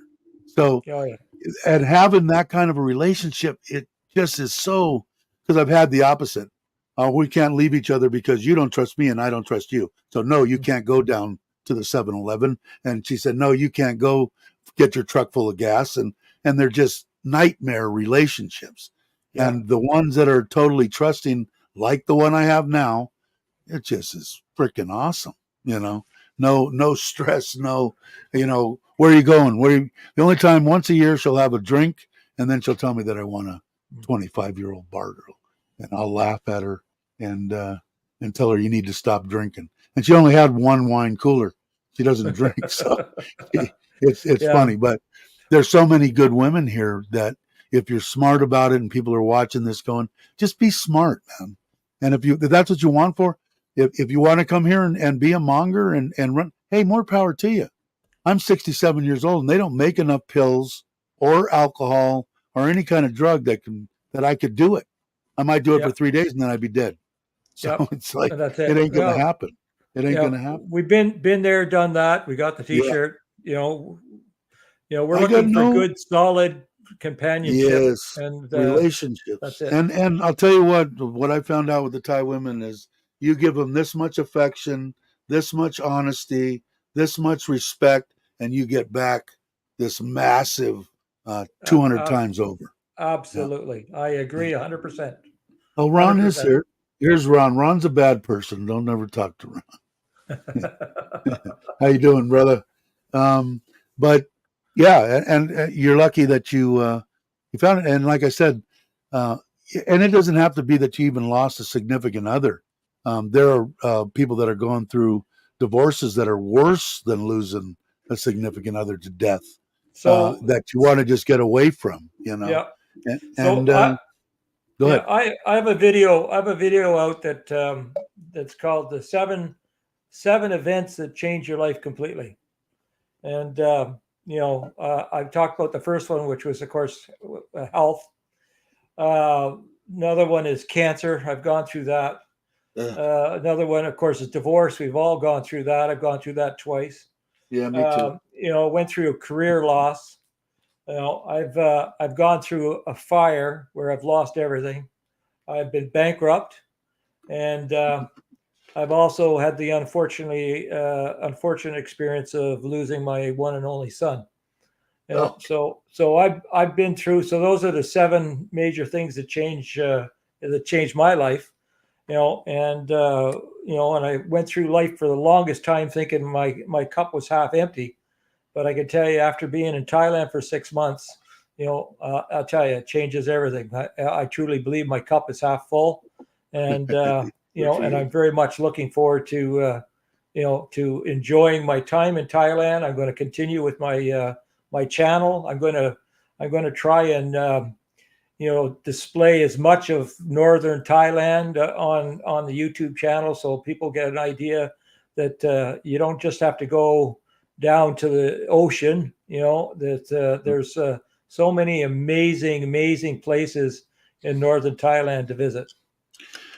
You're very lucky to go through that and still come out with your head held high, because I couldn't imagine losing one of my children. I couldn't Well, even fathom that. Probably be something serious to what I went through with yeah, my wife. But but it is, like I said, life doesn't have to be over. I know that if I did, I know my children or my wife, even this one, would want me to push on, man. You're don't do it. In fact, that's why when I started this channel, the reasons and stuff about retiring and coming to Thailand, I always talked about and didn't find out until having this channel and talking to everybody. One is, oh, I've got grandkids. I'm too attached. I take care of them. I can't leave where I'm at. Blah blah blah. But it never came up to, which is happens all the time, is I'm 65 years old, but my 90-year-old mother and father are still alive, and I have to take care of them. I right, never dawned on me. yeah, Like Jake's one of them that's in here. The one that I'm talking about, Bobby, the one that's in the States, that him and his wife live here in Surin. He had his dad, and his dad passed, and stuff like that. But it's a big deal, and that's why I want my kids to know I'm I'm done. Right, as far as I want my children to be able to go and live their life. In other words, oh, I can't retire. I'm 60 years old and I've got the chance to retire and all, but I got to take care of my dad. No, never going to happen. I don't want him to. I want him to do it. I'm perfectly fine if I die in an old age home with alone. I'm perfectly okay with that, as long as I know in my mind that my kids are just having a freaking awesome time retired somewhere. And I think most parents are that way. Even if you have an ailing mother or father, and granted, if they have, if they're got dementia and stuff, they don't know anything that's going on. yeah. But My father just passed away last year, and his dementia was pretty bad.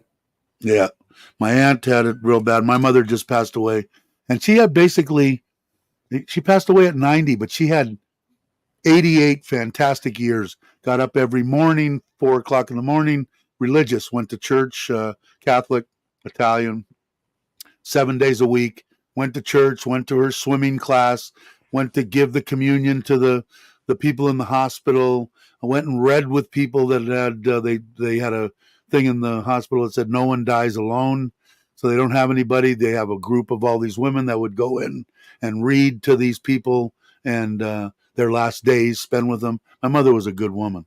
And, but she only had 2 years that were 2 or 3 years that were real bad. The rest of them was top notch. But it is. But I never thought of it when I came here, because I wasn't in that situation. I didn't find out about it until we started rapping on the YouTube channel.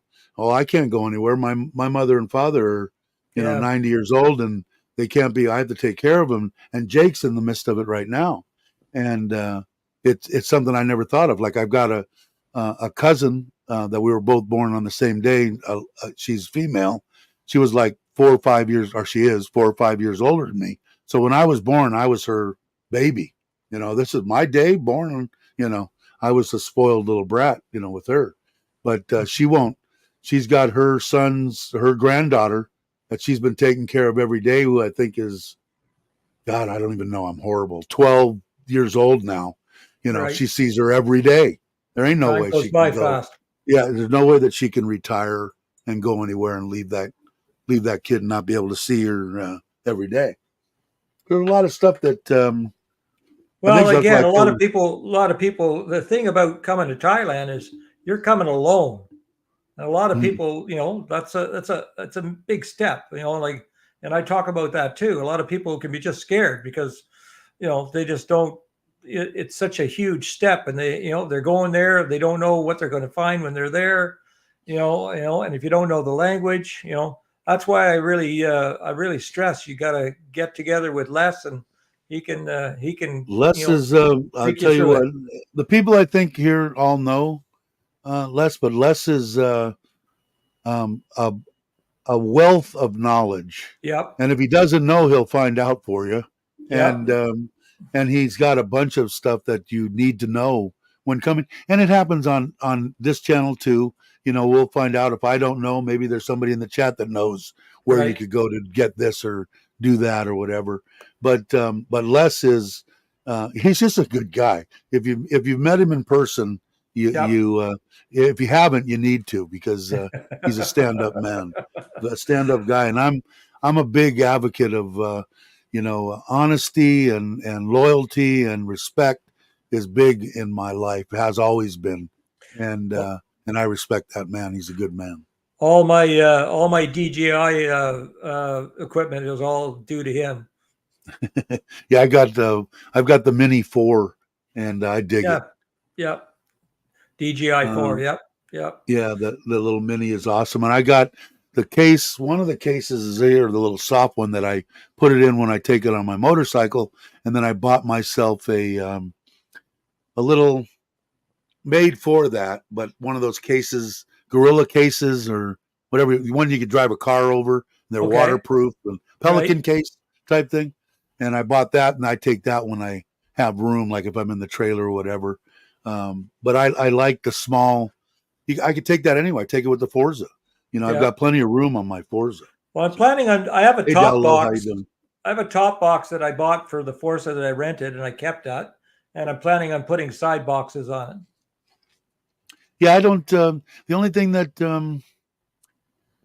it gets a little bit tough because my bike is really wide.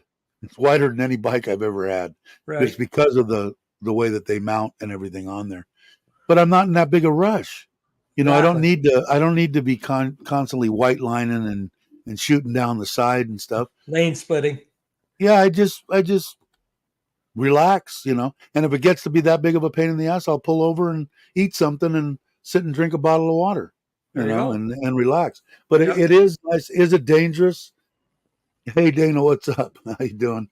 It is dangerous to ride here, that's for sure. My wife would just absolutely love it if I would just promise never to ride a motorcycle again, but that ain't never going to happen. If I can sling my foot over something, I will. I will ride Ride it. it. Yep. Yeah. Yep. For sure. Well, I don't know. I agree that it's dangerous, but you just have to keep your head on a swivel, and you have to never forget that it's dangerous, so that you always keep your eyes open. And Night or die. you That's know, me, man. Well, like I yeah, said, when I had my panhead, I built that, and actually, we built it for a. I was working at a motorcycle, kind of like Gary Bang. I don't know if you've ever heard of them, but they make aftermarket frames. We made front ends, girders, springers, oil tanks, gas tanks, seats, everything. We put a whole bike together for his kid who was in the Navy. It actually ended up on the front of a magazine, right. and he had a fire in his garage. He didn't ride it anyway, and it Mm, singed the paint, but didn't do anything else. And I bought it off him for almost nothing back then. It was great, but I rode all the time on that, and Ideal studio. You're right. I ride daily. It's dangerous, but how you ride makes it yeah, safer or more dangerous. like Absolutely. Yeah, you know what it is too, Dan, and I've said it before on here. I was a kid. I was 19, I think, or 18 at the time. Like I said, I had that bike when I was 17. I rode it to high school, Right. and we went on a ride that was sheer cliffs down the side. And we rode all day long. That if anything would have happened, I'd have been dead. Right. I got all the way back home, and the bearings in the back wheel, it was a rigid frame, Right. fell out of it. And as I went up my driveway, the whole freaking thing went down. And if that would have happened anywhere during that 8 hour period during the day, I'd be dead. And for some reason, I've had the ability when I'm riding, my eyes are everywhere, and 99.9% of the time when I'm looking at somebody, I know what they're going to do. This guy's going to cut me off. This guy's not going to. Oh This yeah, guy's going to stay over here. got to And look ahead. it's been the same thing keeping me alive. If I'm in a bar, first thing I do, maybe because of the way that I grew up, but when I go into a bar, first thing everybody's going to do is they go belly up to the bar. Hey, we're having a good time. No, I'm looking, okay, which way's out? What is this guy doing over here? What's this guy got in his pant leg? What's over here? How there's a back door there, there's a side door there, You've and been the in the front door. States too long. You're you're Yeah, you're way here in too Thailand. long. It's a lot more comfortable, a lot more Yeah, it safer. is. And Dana, if you haven't met, is a good guy. You got to check out his channel too. We're gonna give him about 80 channels to check out. But ever since that happened to me, I knew I wasn't going to die on a motorcycle. Does that mean I'm not going to fall over? Does that mean I'm not going to maybe break my arm or get some road rash? No, but I know I'm not going to die on a motorcycle. I just know it, and it So makes it easier to ride and yeah. stuff. So So Tommy J, what are my plans for my channel? Well, like I say, I'm not too sure about the live streams. This is my first live stream with Dave. So I guess in time, I suppose that'll be something that will happen. But mostly my channel is going to center on traveling through northern Thailand. Of course, for the next 30 videos, we traveled in March down through Bangkok and Rayong, and we rode at Khoi Kood. So there's quite a few videos on those travels. But yeah, mostly it's going to center on places in northern Thailand. As far as live streams are concerned, like I say, I guess eventually, we'll see how that works out. it's you can get. I pay for StreamYard, which I'm going to stop paying. I don't need to. Everybody uses it. The little watermark up there in the corner that says "Got to Love Thailand" will be their duck, but you could get it for free. Doesn't cost you anything. You can have guests on there. It's really an easy program to maneuver through, and uh, and I'd be more than happy to help you, show you all the ins and outs of it I'll be all for before you that. get to it. Yeah, Yeah. no problem. Like I say, Let, I'm just new. I've been putting videos out now for a month. I got 77, maybe 79 subscribers now. Hopefully we'll hit the 100 mark today, thanks to Dave. yeah. Hopefully And everybody will subscribe. and I got to tell you, be honest. I mean, I'm trying to put out a quality video. I've got some really good software for doing editing. And if you see the video that I just put out, which was a motorcycle ride to a hot springs and to a coffee shop, well, that took me about 4 or 5 hours to edit. But the video before, which is only 4.5 minutes, which includes going Thai to a temple where my fiance did her praying, and she was giving I just lost the word.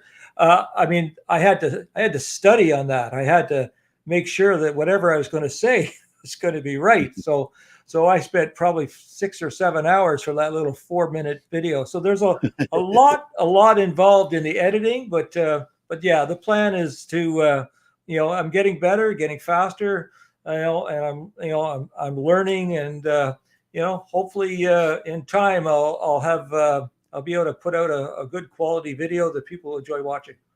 Yeah, Dana's saying Riverside, which I've never heard of, so I'll check it out too. But he's saying he thinks Riverside is way better than StreamYard, so I'll check that out. And then somebody put up Dave's link again, um, and Yeah, he said that he'll sub to you, and you should sub to Dana too on his deal.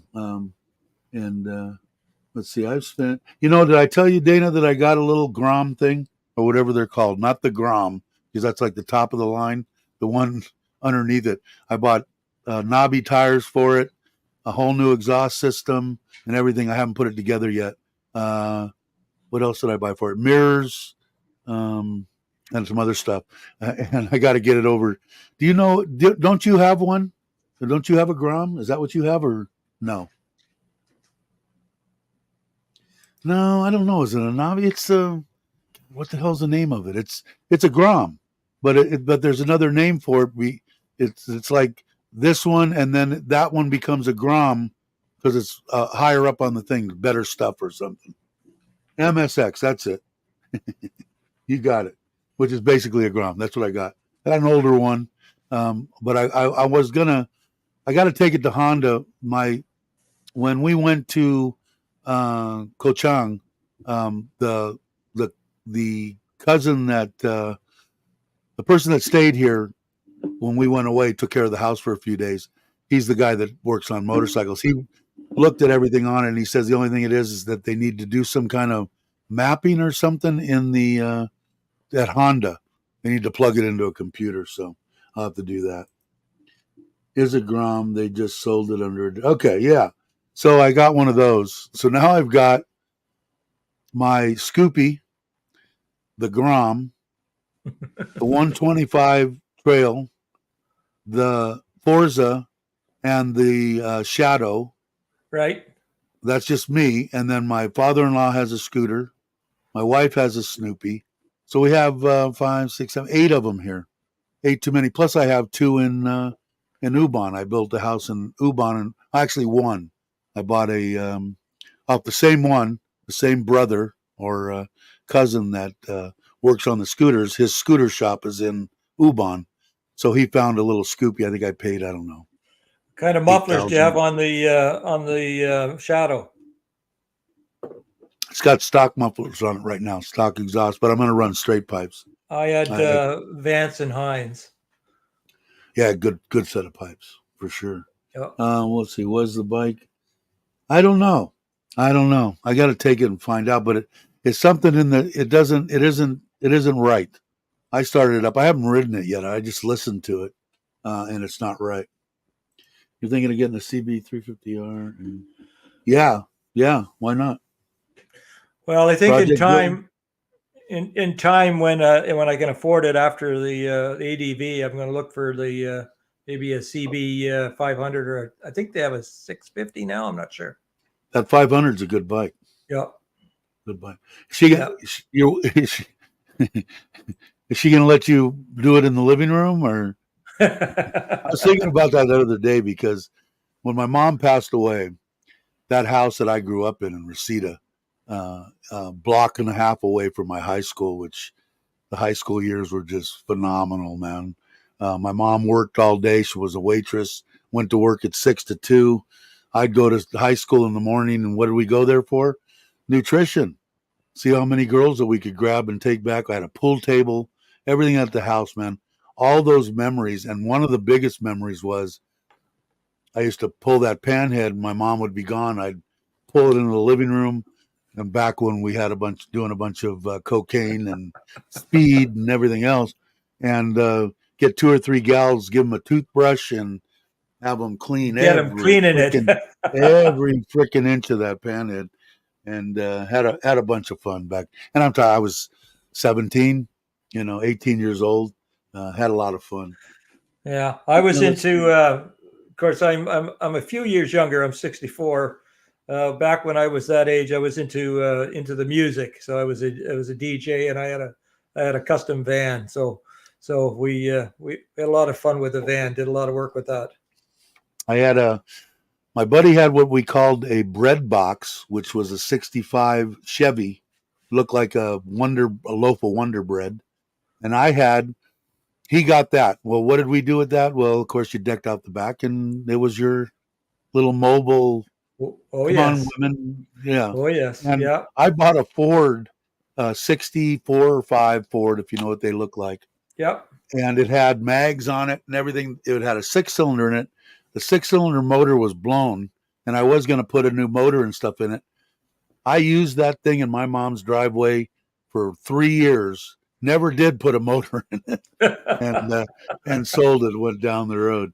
Had a bunch Yep. of fun when I was a kid because the San Fernando Valley was like I'm sure there's a lot of places that people grew up and stuff like that, but that's where they got all the ideas for American graffiti.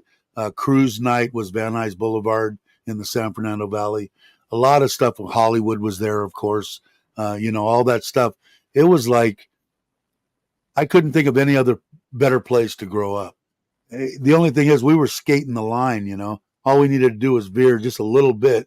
Probably would have ended up in jail for my whole life. But you stay on that. We got lucky. All my friends, no one was real bad, and we had a lot of fun because we knew the valley better than the police. So until they put that eye in the sky helicopter, we had the run of the valley, man. The cops, we were our first bikes. You could get a permit at 15 and a half. Right. That meant that you could only drive during daylight hours and you couldn't ride with anybody on your bike. So what did we do? Right out of the bat, after hours with a girl on the back, just having a good time. And 15 and a half, we knew every street in the San Fernando Valley. We had 350 Hondas. There was 4 or 5 of us. 69 to 72 was the years, maybe 68. And we had absolute balls. We went all the way to Santa Barbara, Carpinteria, all over down there. And the cops would chase us, but they couldn't. Same thing when we were up in the mountains. We all had Husqvarnas and we had big ass dirt bikes, right? And once you're off the road, they can't find you. Well, up in the mountains where we would ride, they would be around, but they'd be in cop cars. Yeah. What good is that going to do? Well, they got smart and they put cops on bikes, yeah. And so they'd chase us around, and half the time they'd catch us, and half the time they wouldn't. Now, nighttime in the valley without the eye in the sky, they didn't have a snowball's chance in hell. Open hell. They knew who we were. They knew exactly, but if they didn't catch us that night, the cops back then were never come the next day to your house and go, you did this last night and we're arresting you. If they couldn't nail you when they did it, they would do that nowadays. They would just come the next day and bring you in. I don't know how many times I got caught drunk as hell driving.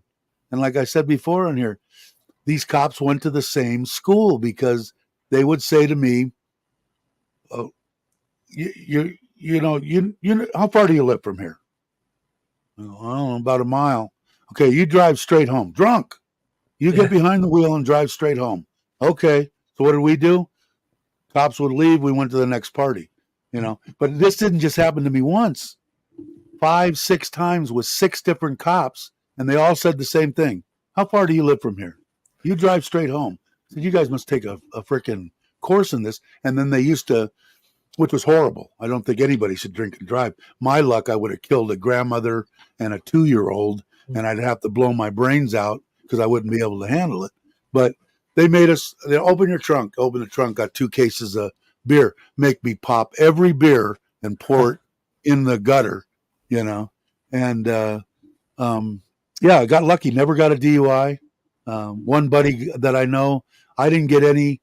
2 of my other friends, borderline. I'll tell you another quick story here in a minute. And one buddy 6 times. Six times he got 502s. I hadn't seen a good friend of mine's mother who I grew up with. I hadn't seen her in like 3 years, right? And I had a Baja bug, but it had this much cut out of it. So the back window was only this long, it was shortened. And every night I would go to Noggles, which was a place that sold burritos and stuff that was open 24/7. Drunk, get one and drive home, and either eat it on the way or eat it when I got home or whatever. And I was coming down one of the main drags there, and a cop pulled me over, right? And it was a big parking lot there. Sitting there, hey, do this, do that. I said, no, I'm drunk. Just take me to jail. I'm not going to let you make an idiot out of me. I'm drunk. I admit it. Here, where do you want me to sign? Right? No, you have to touch it. No, I ain't doing it. And all of a sudden I hear this, Dave. And I look up in the sky like, is that you, God? What are you doing? It was my buddy's mother who I hadn't seen in 3 years. So we're in a big main drag here. Over here is a big giant supermarket with all the parking out front. Had me there. Let me drive it across. She talked to me to let me drive it over to Sam or to what the hell's the name of that? One of the places that make breakfast, Denny's. Denny's, yep. Denny's restaurant. Parked it there, and the building that started here where I parked was out in front, right? All brand new lawn and sprinklers and stuff. And we go inside, and she's going, I could have drank, I don't know, 30 pots of coffee. Wouldn't have made a difference. That's how hammered I was, right? Yep. Now, my story is a bit different. I mean, my drinking was very early in life, and I got over that pretty quick because I kind of like fast cars. After I got rid of the van, I had a Camaro, and then I traded the Camaro in a Corvette. 21 years old, and I was driving a Corvette. Yeah, so, I had a few Corvettes in my life. So I got pulled over. I got pulled over in 1 year on the Camaro. I got pulled over 10 times and only got one ticket. But I only got pulled over once with the Corvette, and I got the ticket. So. Well, I'll tell you what happened in this thing is she got me in there. The cop was sitting across the street in that parking lot watching people go up and down the main drag. I finally talked her out of, I'm fine. Not a problem. I get out. I get in the Baja Bug. I jump. I'd given her my number and everything, my buddy's mother. Call me anytime, whatever. I jump the curb, get in their brand new lawn, tear up all their sprinklers, all their front lawn, get down on the highway and make a left and head home. She called me the next day and she said, you are the luckiest bastard I've ever seen in my life. She goes, the same time that you were doing that, the cops were across the street. Going the other way, doing 120 was a car just hauling ass down there. The cops went after him, let you go home, and I went home and made it home alive. It was amazing. It was a fun time to grow up. That's right. Yeah, it was. I always thought I was. I wish I'd been a little older, because I thought I missed some of those real good years. So, but I did have a fair amount of good years myself. So, there's no doubt. Yeah, well, down low, it was a different. Nowadays, no freaking way. Oh yeah, I mean, my kid was telling me when he got his license, he's going, Dad, if any alcohol on my breath or whatever, I can't get my license until I'm 21. Yep. I said, well, you better not drink then. Exactly. You better do everything right. They wouldn't let him do anything. This is back in, I'm talking like the 70s. Yep. Okay, the mid 70s. Yeah, that's what we're talking about, back in the 70s. Yep. Yeah. But no, they would never, ever allow anything like that. No, we got away with a lot, but there's no doubt. And did I say hi to you, Mark? I think I did. You're here, right? I think you're here in Thailand. Mark is known the guys for a long time. Well, I don't know, how long has everybody known each other? Hey, Andy, I didn't even see you. Probably 4 or 5 years now since I started the channel. I think at least 4 years. A lot of people. I think he said Mark has to go. Okay, Mark. Okay, off to Bangkok. Oh, okay. To start the yearly extension. Cool. Now, what kind of speaking of that, Dave, what kind of a visa are you getting? Oh, I already have my visa. I'm good till March. I have the retirement visa. Okay. Somebody just put one out. I think it was your buddy that you were just talking about, retired working for you. He just did a video on I watched the 5 year visa. Yeah, I watched that. Yeah, so that's something you got to leave every 180 days or something like that. But Well, he's no, absolutely right. yeah, That if you're yeah, here, you're going to leave. If you're here retired, you're going to go out of the country to go see Vietnam or Cambodia or Laos or Singapore or the Philippines or Australia, whatever you want to do. But I'm yeah, going to check Chris. into that. I Yeah, didn't get it Chris. all. Yeah, he did quite a long when he was with a lawyer. I actually watched that, and yeah, the 180-day thing is basically comes down to, uh, and don't quote me, so I'm just trying to go by memory. But basically, 180-day is if you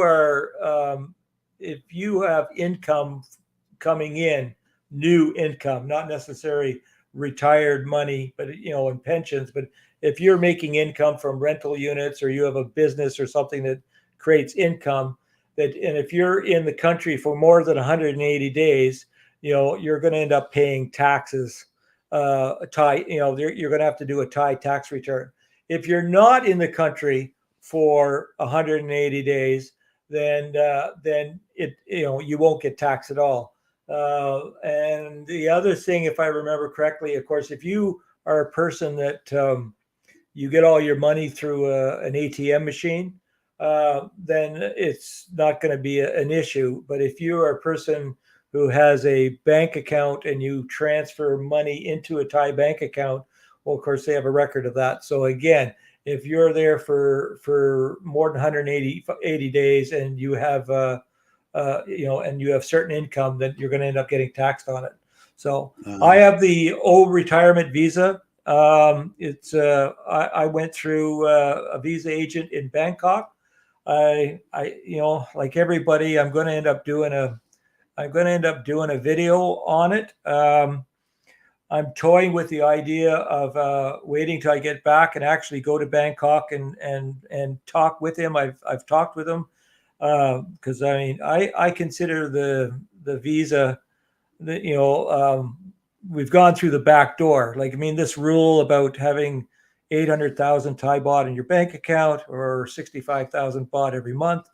When you first come to Thailand, you have to go through all the process of being in Thailand for several months to prove that you have the 65,000, and you also have to open that bank account. And I tried so many times to open my bank account, and I just got steamrolled and stymied every time. I had to go to the Canadian people consulate tell and me, yeah, people told me that, and I came in 2018. I was here and living in a service apartment in a hotel, right? right, When in Kamala, people told me, "Oh no, you can't get a bank account. No, no, you're here on just a tourist visa. Nope, you can't get it. You can't get it. Can't get it." Went to immigration, said, "I want to get a bank account." Oh, here they gave me a picture of what I needed. The bank. I went to the bank. The bank pulled one out and said, "This is what you need from immigration."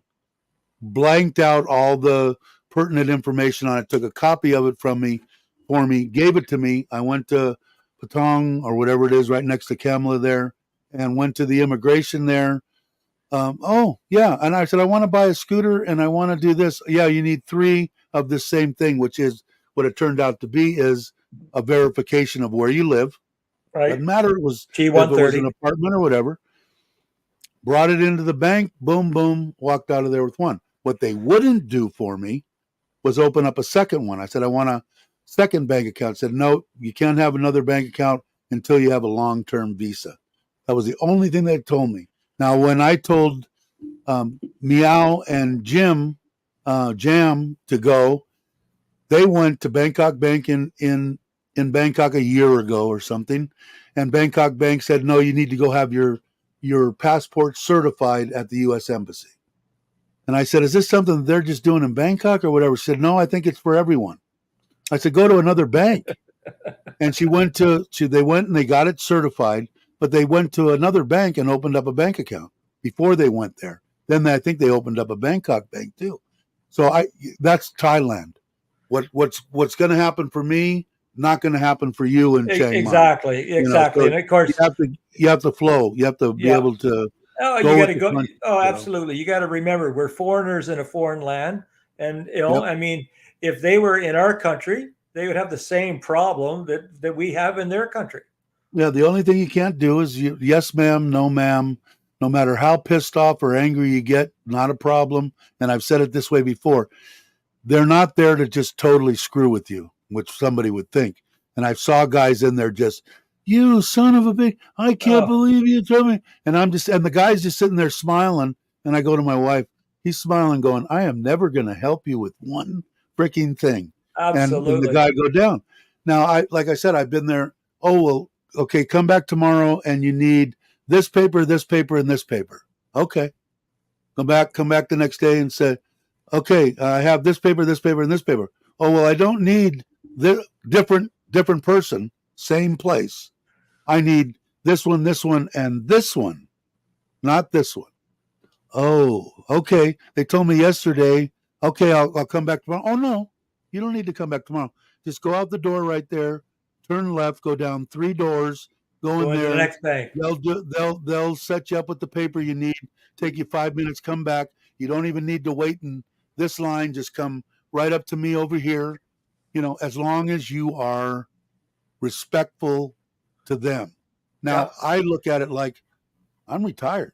What difference does it make if I don't get my deal today and I get it tomorrow? What difference does it make to me? None. It's 2 days out of my Yep. 365 days. Yeah, You know, I flew to so Bangkok, okay, because like I say, I couldn't get the bank account open. I went through all the hoops, and finally I called my contact in Bangkok. He said, "Dave, what are you doing? Just fly down to Bangkok, see my visa agent, and he'll look after the whole thing." And he did. He looked after it yeah, all. and Now it I costs tell money. people that if you're coming here, you have money, you don't have a significant other or a friend that speaks Thai that can walk you through it. Pay the freaking money. Let them get you your first retirement visa. Let them get your Exactly. driver's license. Let them get your bank account. They will do everything for you for a fee. If you have the money, it's a no-brainer because you just sit there and they come and get you here. Yep. Okay, Yep. and it's the greatest thing in the world. Now, once you get into that, and you've got a significant other. My wife has a whole stack of every paper you could possibly think of. We go down there. Of course, we do it here in Surin now. Now they know us. They were the Yep. ones that 2 years ago, we messed up, and I'm a procrastinator, so I waited till like almost the last day, and the person in Surin, the person that could actually sign the my passport for my visa was in Bangkok.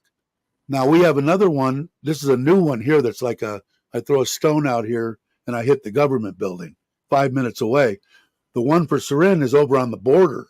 It's almost an hour from me here. They built it years and years ago. They told me go up there. There's a guy there to do it. I go there. I give these 3 ladies behind the counter, 2 other people in there, no one there. I give them my paperwork, and I'm there for almost 5 hours. Well, we had built a house.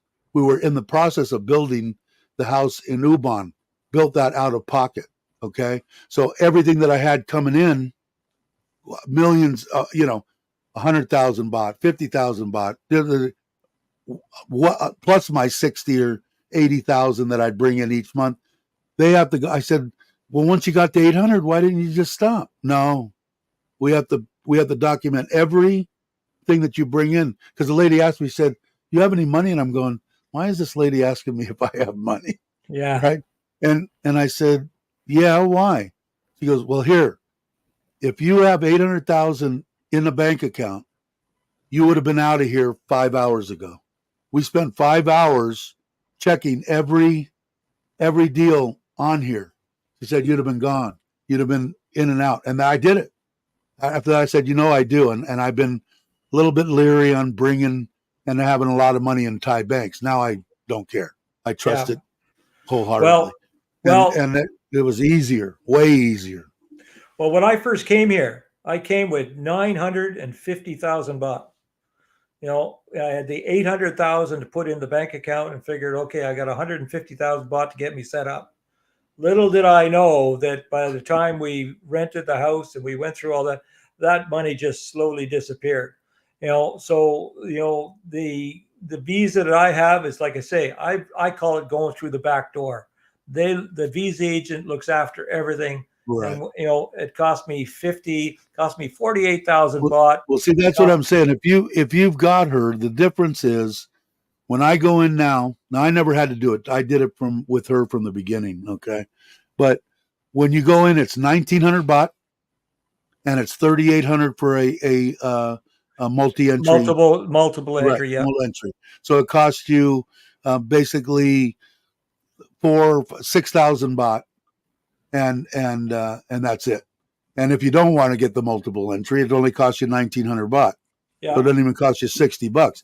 So it does. But the first time, like you said, 50, 60, it's all worth it, Oh at least yeah, from what because I see. after you've got it, so See, now, Badal Lowe said he went to 3 different Bangkok bank branches until the last one opened up my bank account. I must have got lucky because I walked into well, the one in okay. in So there. I have a Bangkok. I have an account at a Bangkok bank. I went in there after I had my retirement visa. I thought I had all my paperwork, and I went in there to open this because I wanted to make sure while I was in Canada, I could send money and put it in the bank account so Kataya could have money. We went Right. in there, and she handed me this piece of paper, said you need to have this form, filled out. And I said, well, where do I take that? She says, the immigration at the airport. Well, again, even though they speak English, they don't speak English.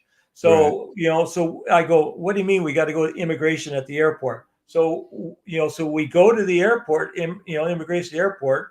I find someone in immigration there. They look at me and go, no, no, no. You go to the immigration that's near the airport. Okay, fine. So now we go to the immigration near the airport, and I hand it I said, no, we don't have any of that. It's upstairs. So I end up going out of the building, around the building, up the stairs, went to another person, handed him the paper. I said, I need this filled out. That person just pointed out across through the window. No, you need to go across the street. So and it's the visa agent across the street.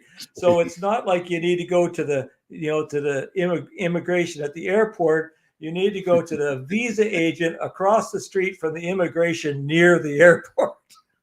Yeah, it gets easier. It was a lot easier with the with having the 800 in there. I would suggest to somebody because so there is no once you if you still have 2 bank accounts, okay, and if you still don't want to bring in a chunk of money, I would suggest having one account that you use to bring the money in and have another like your whatever it is. I don't even know what is it, 67,000 baht each month. Well, let's say 65. 70. Yeah, let's say 65. 70,000. All 65. right, 65,000. I would bring it into that account. So the only thing that comes in there is that. I would if any other deposits or any other money you want to bring in, I would put it in my other little bank account over here that I Yeah. actually drew and maybe used all for all my stuff that I wanted to buy. Because Mm-hmm. that way, when they do get your thing, they only have 12 months one time, 12 items they need to mark off, and you'll get Yeah. out a lot quicker. Yeah. Well, I have But a it I is a have a lot Wise easier. card. I have the Yeah, Wise card. wise. Yeah. Yeah. And I See, mine use is that. I have Chase, and it Yeah. costs me 1 baht. Yeah. If the going rate is like right now, I think it's like 36.7. I'll get 35.7. Yeah. They charge you 1 baht, I'm twenty but six it's point been five. it's been 6 years now. I've never had a problem like, oh, we misplaced it. Oh, we got this. Oh, we got that. Transfer right from there. I do it from this phone, any place that I'm at in the world, and and I can Yeah. transfer money out of here to my wife's account, Yeah. out of my Bangkok bank, and it makes life real easy. Absolutely. But if it got down to, but I heard Wise is raising their prices, so they're gonna be up. I think soon they're gonna raise their prices. So But you're married, Dave. So you only need yeah, to have 400,000 in the bank. do I? I don't even know. Yeah. I guess No, a marriage, right? But yeah, that's a marriage visa. I'm not on a yeah. marriage visa. Oh, I'm on a so yeah, but if you yeah. change to a marriage visa, then you I only heard need it's a an pain in F4. the ass. Chuck had said that. That's no time to be sad. He said that it's just a pain in the ass. Take a picture with your arm around her, with your address over your head, and kiss her, and do that. They want you to jump through hoops Oh, on a really? marriage visa. Yeah, it's a pain in the Yeah. ass. I heard. You can Okay. try it, but if you have the money and you're going to bring in 400, I'd bring in 800 and just stay on your retirement visa. Stay on the But retirement. that's just what I've heard. I've never Yeah. tried. I think that there's a couple people in here. I don't know if Tim in Udon is on somebody. There's a couple people in here that are on marriage visas, and they'd probably know better. Chuck tried it once, and it became a pain in the ass, and he just changed his. But I would definitely. Mine goes so easy now. That's good We to have the know. new government center. There's only usually two people in there when I go in the morning, and I'm done in a couple hours. I've got my year deal and I'm gone. You know, Yeah. and I always get the multiple entry. I've heard too many bad, weird stories where somebody got drunk and stumbled into Japan, and they had to get a new visa because it was gone. So let's Yeah. see. No, I get the multiple entry too. The marriage visa is just a couple more things required. It's not that much worse than. Okay, so I mean, it's something to try if you don't want to, especially if you don't want to put the Y- money up for it. Well, not everybody has Yeah, 800,000. exactly. I know there's a couple of people that I know that don't make enough on Social Security from the states. That's right. They only make you know, 1,500 a month or whatever, and it's just not quite enough. Whatever they get, it's less Enough to than live what they on need. here, but it's Yeah, not enough to yeah, pay but that. not yeah. So if they Yeah. have 400, it only makes sense to just Yeah. stick Yeah. that in there. But it's I don't know. I love Thailand. It says it right in the You, name, right? Got you to know love what? Thailand. You know what my thoughts are, Dave? Hmm. And either agree or disagree. That's the beauty about this. My thoughts is if you put that 400, then that's basically an insurance policy. Anything happens to her, she gets that 400,000. Right. So that's the way I look at it. She, The way I you have it set up, and people say, "Oh, you're an idiot," or what? I'm talking about trolls.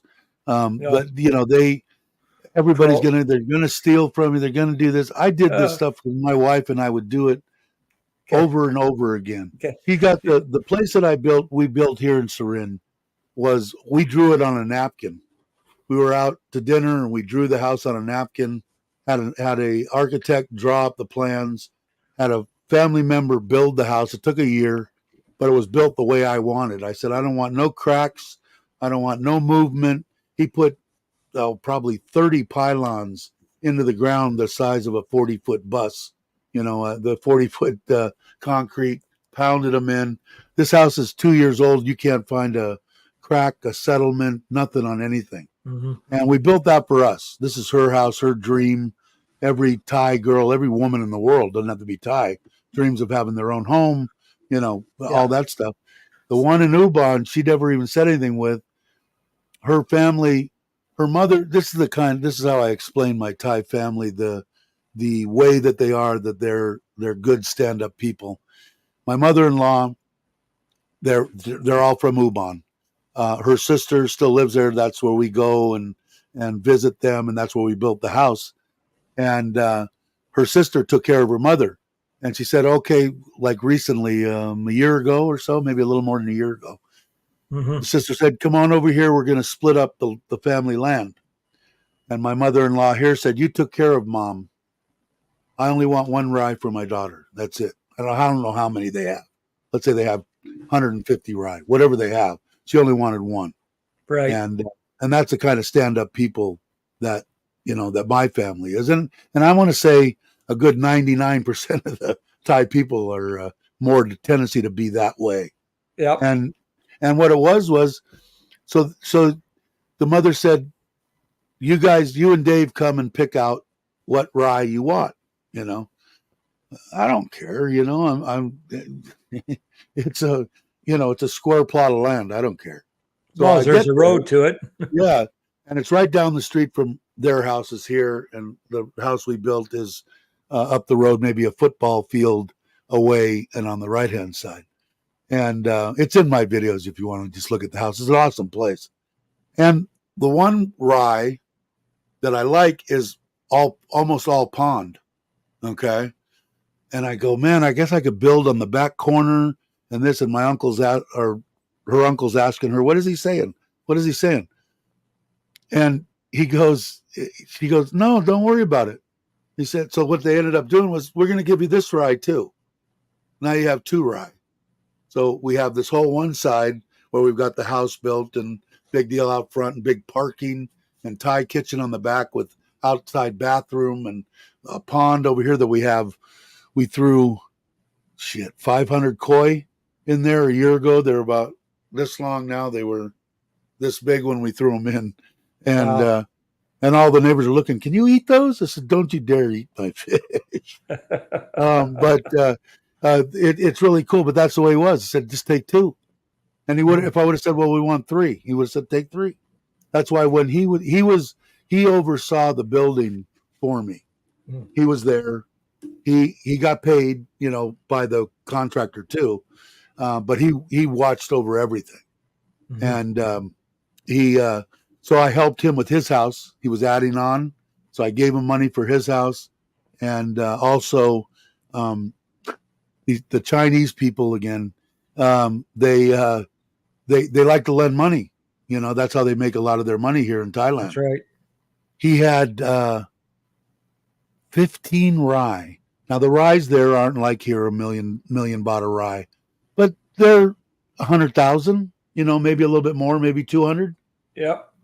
This person made him give him a piece of paper that had 15 rye on it for 30,000 baht. Wow. To lend him 30,000. Oh, to lend him 30. And I told my wife, I said, they have nothing. Okay, these people are true. And that's what else I like about Thai. They got half dirt floor, a little house, a little thing over their head. The whole world could be falling apart. They're only eating rice and bamboo. And they got a smile from ear to ear saying, thank goodness I'm alive and I'm happy to be that way. Yeah. And I said, for doing this here, I want to pay your debt off. So those people wouldn't even take, I said, I'll just transfer it to them. Fine. No, we want cash. So I think they were trying to hope that the people didn't have cash so that they could steal their land, basically. Right. And so I had my wife transfer money to one of the uncles and take care, Andy. Hey, is Andy leaving? All right, Andy. And and took care of that. But just great people, man. But it's so amazing to me when I look at that, the Thai culture, the way the Thai people are, even their beliefs and some of the stuff, which I wish I knew more. I was raised Catholic, but I think their Buddhism, it makes sense in a lot of the stuff. It's like, don't kill people. Hey, good point. Just a real logical, down to earth, this Buddha. And I don't think they considered him a god or anything, but I don't know enough about it. Let's see what's FC saying. I think Chuck was on a marriage visa for like 4 years. When I was 46 or 7 when he came here. He wouldn't. Yeah, that could be possible. He wouldn't qualify for this. And that's what James did when he came here. He paid for the 5-year elite visa. He's because he had the money. He was retired military at 45 years old. Right. Retired full, for 20 years, right? And now when he's done with his 5-year, which I think is almost up, now he'll go and just get a retirement visa. Yeah. Excuse me. But anyway, it's been almost 2.5 hours. I think I'm almost done. I'm ready to go too. Thanks, Dave. And if you want to come back on anytime, come on. We'll be checking out your channel too. If you want to do something with the live stream, jump on one of mine, and we'll set up a time, and I can set up an actual deal in StreamYard that's not. It's just an open deal. It's not being broadcast. You can go on there. I can show you what buttons to press, how to get invite people, how to use the present, which will bring up a page that you're looking at. You can look at different pages, how to download stuff. It's real easy, and I'd be more than happy to help you. So just to remember, with only 80 subscribers, might be a quiet night. But you know what it is too, is that a lot of people that are starting them up, you've got to have, when you get to that 1,000 to get monetized, you have to have so many hours in. 4,000 hours. Right now, we've had between 15, 17, and 25 or 30 people for 2 hours. In other words, what I'm saying is it jumps your hours up. Oh yeah, keep making your videos, sense. Of course, but it helps your thing get to it. But just to practice on, maybe you're bored, maybe you got an hour, you could do it, and you'll just get used to and figure out how to do it. Oh, sounds great. Tommy's saying good night. Everybody in the chat, thank you very much for watching. Thanks very much for having me on, Dave. Anytime. Like I said, if you got come back on, and we'll definitely stay in contact, because for sure the end of November, Maui is we'll be doing a trip, and then if we do the triangle, we'll all jump in together. And Absolutely. any other time, I'm always game for anything. So when you get here and you get your ADV and you want to go do something, let me know. Okay, we're going to do that for sure. All right, and get into some sushi. Yeah, for sure. This place here is awesome. You got to check out that little short. Just look at that menu, and you'll be amazed. All right, everybody. Thanks for watching. And let me see. I got to go over and find my outro. There it is. And in case you don't know, Richard from Richard Travels did both my intro and my outro for me. Richard, I hope everything's well. And I will catch everybody on the next one. Have a great morning, afternoon, or evening. And see you later. Take care. Bye.